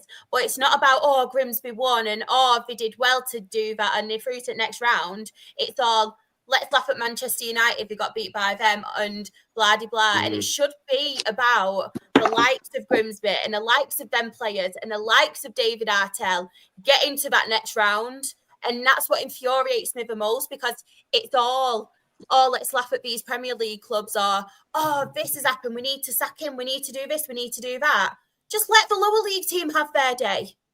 Let the lower league team be happy and stop saying, oh, no, it's because of this person, that person. Let that lower league team and that lower league manager have their moment. That's what pisses me off a lot. Like, I would love to be in that position. We've got a bloody National League Cup, for God's sake. I would love to be part of the Carabao Cup. But what I don't like is content creators in particular disrespecting EFL clubs, because we may be in a lower football pyramid, but we're still part of the football pyramid. People still get our players and bring them through the ranks, and they can end up at a Premier League team. And that's what I want people to respect more, the lower side of the football pyramid, because there's so many people now who disrespect it. Say it louder for the people at the back of the room. Say it louder. Yes, Hello. You know what else is not? I'm sure Sam will probably agree with this, but like, because obviously I watched like a fair bit of the game, and Grimsby 100% deserved to go through last night. You know, it was they were fantastic, and yes, you know, like you can look at what we've said before. You know, the Premier League clubs don't take it seriously, and you can argue that till we're blue in the face, and we can, but. You know, it comes down to a team last night who wanted it more, and they did, and they got over the line. by hook or by crook, you know what I mean, by, whatever it was, 13-12 on penalties or whatever it was. But they deserve that. And there were two, I think Kyle's put there was two disallowed goals. There were probably two, good goals away, you know what I mean? And that could have been 3 or 4-0. But, do you know it is what it was then? It was that they played really good football. I think that was the thing, that it was hook by crook in terms of when you kind of, if you look at the penalty aspect of it, but it wasn't a case of the fact that, they sat deep and they took a moment or whatever. They carved United open. They played football. They played roundness. They played tactically. David Artell got it absolutely spot on, knowing how to break United down. The penalties, you said, I think I heard you guys say earlier, they were running out of steam at the end because they put everything into it. And were hanging on at the end, but they deserved to hang on in there because they should have been 3-0 up, let's be honest. That goal shouldn't have been disallowed, and they thoroughly deserved it. And it's just saying, there's obviously, from a United fan, I'm looking at it from a United aspect, but you have to credit the way that Grimsby came out and played that game, because they didn't disrespect themselves to say, no, you know what, we can go out and we can play Man United and we can go and play that and we can go and open them up and we can go and beat them. And they proved it, and they did. And I think the one thing of Amorim's bizarre press conference that was right is he said, if we'd have scammed that penalty shootout, it would have been a travesty. And I think that's completely fair. Yeah, I think just going back on what Shah was saying as well, though, I feel like a lot of people just get a bit complacent, and because all they know is Premier League, they probably don't actually realise that there is quality players within the lower leagues. And not just that, when you get to a stage where you're playing the likes of Manchester United, you're not going to have a shit game, are you? You're going to have the game of your life. Let's be honest, because it's a massive game for those people that are playing in that game. And so they're going to go out and enjoy it. They are going to showcase what they're all about. David Artell is absolutely incredible as a manager. Obviously, I know we all rate him on here. But you're right, it is disrespectful. And I saw it a lot yesterday, even on United fans that I know on their Instagram, at least we're going to get our first win of the season tonight and stuff like that. And it's just that complacency that you kind of, I don't know, it just doesn't sit right, does it? Do you know what winds me up on the reverse, though, is that because as a Manchester United fan, it's really tough because the fan base is massive and there's a bunch of knobheads in it, like any fan base. But we've got more knobheads, do you know what I mean? So it kind of gets plastered across all the Man United fan base. That Man United fans say, Man United fans. And then you're like, it's a portion of idiots, the same as any other club. It's just that they're more vocal and some of them have a larger platform. And he said, I saw some of them that are talking nonsense at Grimsby, but I did see some that were being completely sort of fair and breaking the game down. Content creators do a breakdown, a tactical analysis. The good ones do. But it does kind of get it, and it is, as a fan of a bigger of a club that's in a higher division, you expect to go in victory, and I expected to win, but not in a way that you kind of I knew it would be difficult. Anyone who's watched Manchester United over the past 12 months is they haven't had a game where it's been simple against anybody. And we played all sorts of teams in that aspect, so I wasn't expecting it to be. But I think it gets lazily plastered across Man United fans. It's the same with any fan base. Arsenal fans say this, Liverpool fans say this. Some fans say that, and they're not football fans. They're club fans. You know what I mean? Club fans that are centered with their club without 360. And exactly like Aaron said, there, flex. Perfect. He was really good. Really good and sort of down there and said, I like perfect. Flex. Yeah, it was spot on. But then there were others that were talking about it we've just killed someone's grandmother. Do you know what I mean? Because how could we dare lose to Grimsby? And you're like, well, we lost to Grimsby because we didn't deserve to beat Grimsby. It's a game of football at the end of the day, 11 versus 11. So, it's kind of a respect both ways thing. And a lot of United fans I've spoken to they're just angry at the club. Do you know what I mean? It's very difficult when you're kind of in a position where, as a club, you've had everything. We've had everything. We've been at the sort of top of the game, and therefore a lot of people can't accept that things change and eras change, and that's where we're at. before Manchester United had that era in the 90s, they were nowhere. They haven't won the league for 30 years. They're a second division club at times. And it's a very different time now that have to accept that we're not at that table at the moment and we've been dropping off. And it's possible for teams from lower divisions to beat Manchester United, where in previous years, the last time it happened was Milton Keynes, wasn't it? Back in 2005 or whatever it was. So, which I know will have aghasted everybody. That's the one team actually that probably everyone on here would want us to beat. But yeah, man, that's the difference with supporting or following a top Premier side and following a team in the lower leagues, because in the lower leagues your success rate is going to be low. You might have a couple of good seasons now and again, but most of the teams at the top end of the Prem are going to be in top competitions. They're going to go far in the cups. They're going to have good seasons, and fans then feel it's an entitlement that you should keep winning things. Yeah. Whereas, teams like myself in Shah, not so much Clare because they're doing a bit better than us, but when you do get success, you appreciate it so much more. None of us I don't expect us to win League Two. I hope we get promotion, which we desperately need, but it's not expected, and you're probably not going to get it. But I say teams at the top end, and I can understand that your Liverpools, your Arsenals, obviously United have dropped off, but your Chelseas, all their current crop of fans, like you say, forget that most of those have been in lower leagues. I mean, you look where Man City come from, and they scraped their way through playoff finals.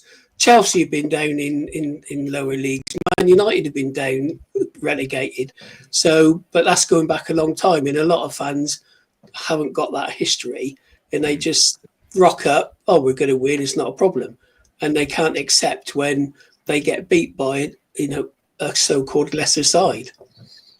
It's certainly that, Nick. You're right. I mean, it's two different perspectives. I always talk about football clubs and supporters of football clubs as it's like people's problems. Your problems are your own, and you only you get stinted by what your own view is. And some people can see outside of that, and some kind of get blinkered, don't they? And I think it certainly is that we don't see that it isn't. It's not a guarantee. It's not a guarantee to win. But it is harder as a United fan when stuff like this happens, because you get pelted everywhere, and like you get pelted as a fan, as an individual every time. Do you know what I mean? Like you lose a game, and because United have been, by our standards, poor in the last couple of years, you're always having to defend. Like anyone can have a say about Man United, which is fine. That's everyone's opinion, and they can. But everyone digs all the time, and it's hard even for the most balanced person to kind of be like, do you know what I mean? Like last night is a tough one to take. Yeah, it's a really tough one to take, and it's trying to have to be sort of balanced enough. And hence why I wanted to kind of come on a little bit and just kind of face it. Do you know what I mean? Rather than sort of dying in a hole, and because a lot of people will not, and then come out. And I think some of those, they go on the attack and they go on the defensive, because it's exactly that. It's an embarrassment from the club that people know Manchester United to be able to accept that. And some people can do it better than others, but it is difficult, because like you imagine, if Manchester United lose a game, everyone comes at you. It's not just rival fans. It's not just who you play. It's whatever. It's a different scenario to have to kind of deal with. And so I'm not saying it's better or worse or whatever. It just is what it is. And some people are better at taking it, and some people aren't. And sadly, some of the people that aren't are the ones that have the biggest platform and represent the club in a really bad way sometimes. Nail on the head there, Sam. Just moving on to some a little bit more positive, Sam. When we run a Premier League pod on Tuesday, me, you and Grimmy, Sheffield Wednesday. God bless Wednesday. Come on, Wednesday. They did. Money in my pocket, they did. 14-1, baby. Do you know what? I'm happy. I'm happy for them, considering what they're going through. I know fans as well boycotted that game, didn't they? Yeah. They did. Do you know what I'm most annoyed about those shots? Remember we spoke and I said I should do. If it wasn't Man United playing Grimsby, I'd have put it on Grimsby on the Wednesday. I was saying when I was like, you watch, I'll get on that next. Damn it. I'd have been feeling a bit better today. You'd been waving your money around, wouldn't you? I'd have had this shirt off and I'd have had a black and white stripe one. Waving my fish round my head. I am going to quickly go through some of the results from the EFL. I know I have got your match report, Drita. I will read it. So, Reading 2, AFC Wimbledon 1, Cambridge United 3, Charlton 1, and Charlton did have a man sent off. This one as well was live when we were on the pod. Wolves 3, West Ham 2. I mean, we did speak about that on the podcast, the Premier League show. West Ham in serious trouble at the moment. If you want that conversation, go and check out Tuesday's show, but it's not looking good for them at the moment.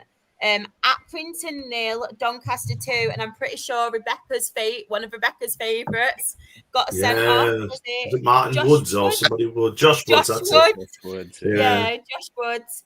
Barnsley 2, Rotherham 1, Birmingham 0, Port Vale 1. Dylan, if you're still with us. Don't think he is, but if you are, Bournemouth 0, Brentford 2. They did have a man sent off Bournemouth. Bromley and Wickham did win on penalties. Burnley 2, Derby 1. Burton 0, Lincoln City 1.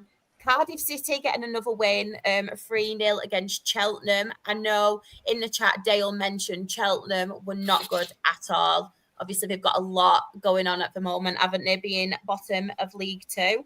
I've lost my page now. Millwall 2, Coventry 1. But to be fair, Simon said that he is happy that they are out the cup. He doesn't really like this kind of cup, so he's on the same page as a lot of people on here. Norwich 0, Southampton 3. Wrexham 3, Preston 2. Stoke 0, Bradford City 3. So we'll come on to Drita's match report. She has put, what a game. Will Swan opened the scoring in the 12th minute, latching onto a clever through ball. We doubled the lead on 31 minutes when Brad Halliday rifled home from the edge of the box. Stoke, despite their strong start to the Championship season, looked rattled during the game. George Lapsley capped off a dominant display in the 62nd minute, reacting quickest to a rebound. Sam Walker also made a couple of key saves to preserve a clean sheet, delighted for the squad. And she also mentioned Stoke did make 10 changes and Bradford made 5. Just quickly finishing off as well, obviously, Sunderland and Huddersfield. Huddersfield did win on penalties. We have mentioned that. Swansea won on penalties against Plymouth. Yeah. Wigan beat Stockport 1-0. Sheffield Wednesday, as we mentioned, come on Wednesday. They did win on penalties. I mean, Calvert-Lewin missing a penalty as well. Oh, did you see the Leeds penalties? Yes. They were... They missed all 3, didn't they? Yeah. And didn't Calvert-Lewin come on, miss 3 sitters and a penalty? Yeah. He missed 2 yards as well, didn't he? In the yes, it was awful. Andy Cook Derby in the next round, Reese's book, because they obviously do have Newcastle. Very good draw for them. And then yesterday it was Fulham 2, Bristol City 0, Oxford United 0, Brighton 6. So that was a very close game.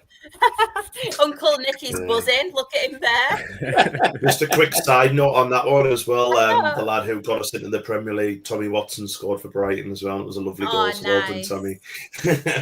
Nice. Everton 2, Mansfield 0. So at least despite Accrington losing, Rebecca will be happy about Everton, bless her. And of course, one that we have been talking about, Grimsby did beat Manchester United, obviously, on penalties. But I think we've covered that game. What? No. What do you mean? What happened? No, that didn't happen, surely. No. We won't go into that, though, again. But of course, all the football is done now. Thank you so much to everybody who has been part of this tonight. Uncle Nick, it's been good having you back on here. where can everybody find you? And obviously Phil's Rush as well, one of our favourite shows. I still consistently watch it. I love it. Yeah, I don't know what my name is. Tell me, Claire. It's Ocus Road, Road Ocus, something like that. Road Ocus. And obviously I'm on the Fools Rushing podcast. Some Mondays, some Fridays, varies. So, yeah, you can always check that one out. Anne, where can we find you on socials? Hello. Yeah.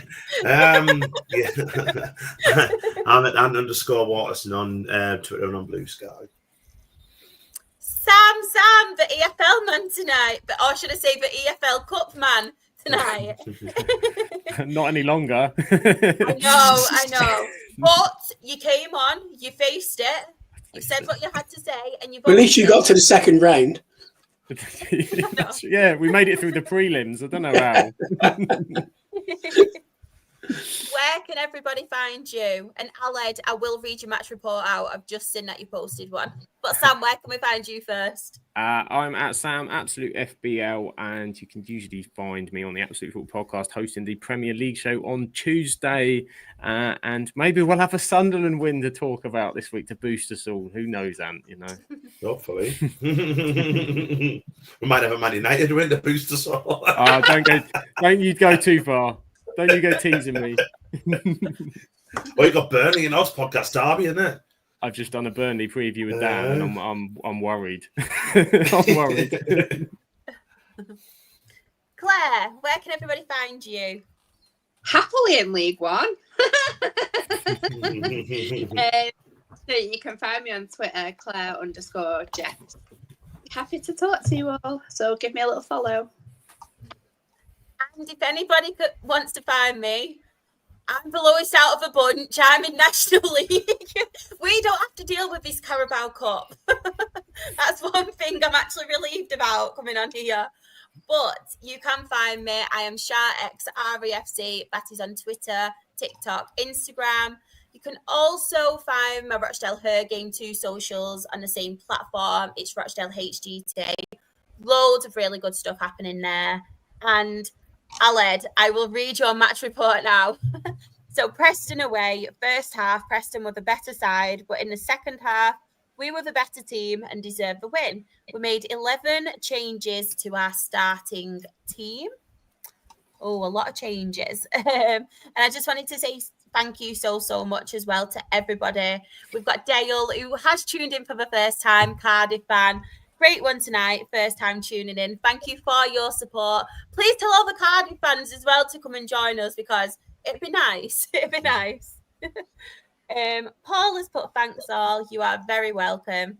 Andrita, cracking show. All the best for everyone's team at the weekend. Thank you so much. We need it anyway. We've got Wealdstone away and we have never won there before. So manifest it, please. Manifest it, broken girly pops. Great show again, Aled has said. And of course, the main ones. Bear with me a second because I've not got it up yet. So we have an Absolute Football Podcast and we did win Best New Content Creator at the Football Content Awards. I say it every single show, but I am milking it until November. So yeah, I will say it each and every time. We did win it. We were there. All of us were there as well. All of us. But we are on Twitter, Absolute Ball Pod, YouTube and Twitch, Absolute Football Podcast, TikTok, Absolute Football Pod, Instagram, Absolute Football Podcast _ Blue Sky, Absolute Football, and Facebook, the Absolute Football Podcast. You can become a YouTube member where we do have a lot of really good perks. If you become a YouTube member, you get your own emojis you use that other people don't have if you're not a member. You've got meet the team interviews as well, haven't we, Sam? Which I think you're doing a few more coming up as well. Some in the pipeline with some people on screen here coming up soon. And of course, if you are not a member, do not worry because we still put out the content regardless. So we do have 4 live shows a week, all at 8:30 On a Monday, it's absolutely non-league show with myself in collaboration with NL Fulltime. We cover the National League, National League North, National League South. A lot to talk about on that show on Monday because there's been already a lot of managerial changes, a lot of sackings. They are brutal in non-league, may I tell you. So please make sure you set your reminders for that one, and all of them, to be honest. Absolutely Premier League show is with Sam and the amazing team. Fingers crossed United get a win because I really feel for you, Sam. I just want you to be happy. Please, I can't do this every week, please. We're only 2 weeks into the damn season. We need one. On a Wednesday, Freya, Paul, and the amazing Team Chaos are back with absolutely women's football. Am I right in saying it's the Women's Championship, what's now WSL2? They're doing a preview show for? Yeah, they did their Women's Super League preview last night, so that's up. And then next week, will be the WSL2, which is an interesting and controversial branding that I'm sure they'll talk about next week. It's an awful, man. It's like the Enterprise National League, and it's just what a stupid name. The WSL2. It's always the conference, though, right? Always. Yeah, exactly. Always. Do you know what? You never heard an answer on for a while. You might get one on next Wednesday about the name of that bloody league because it's freaking ridiculous.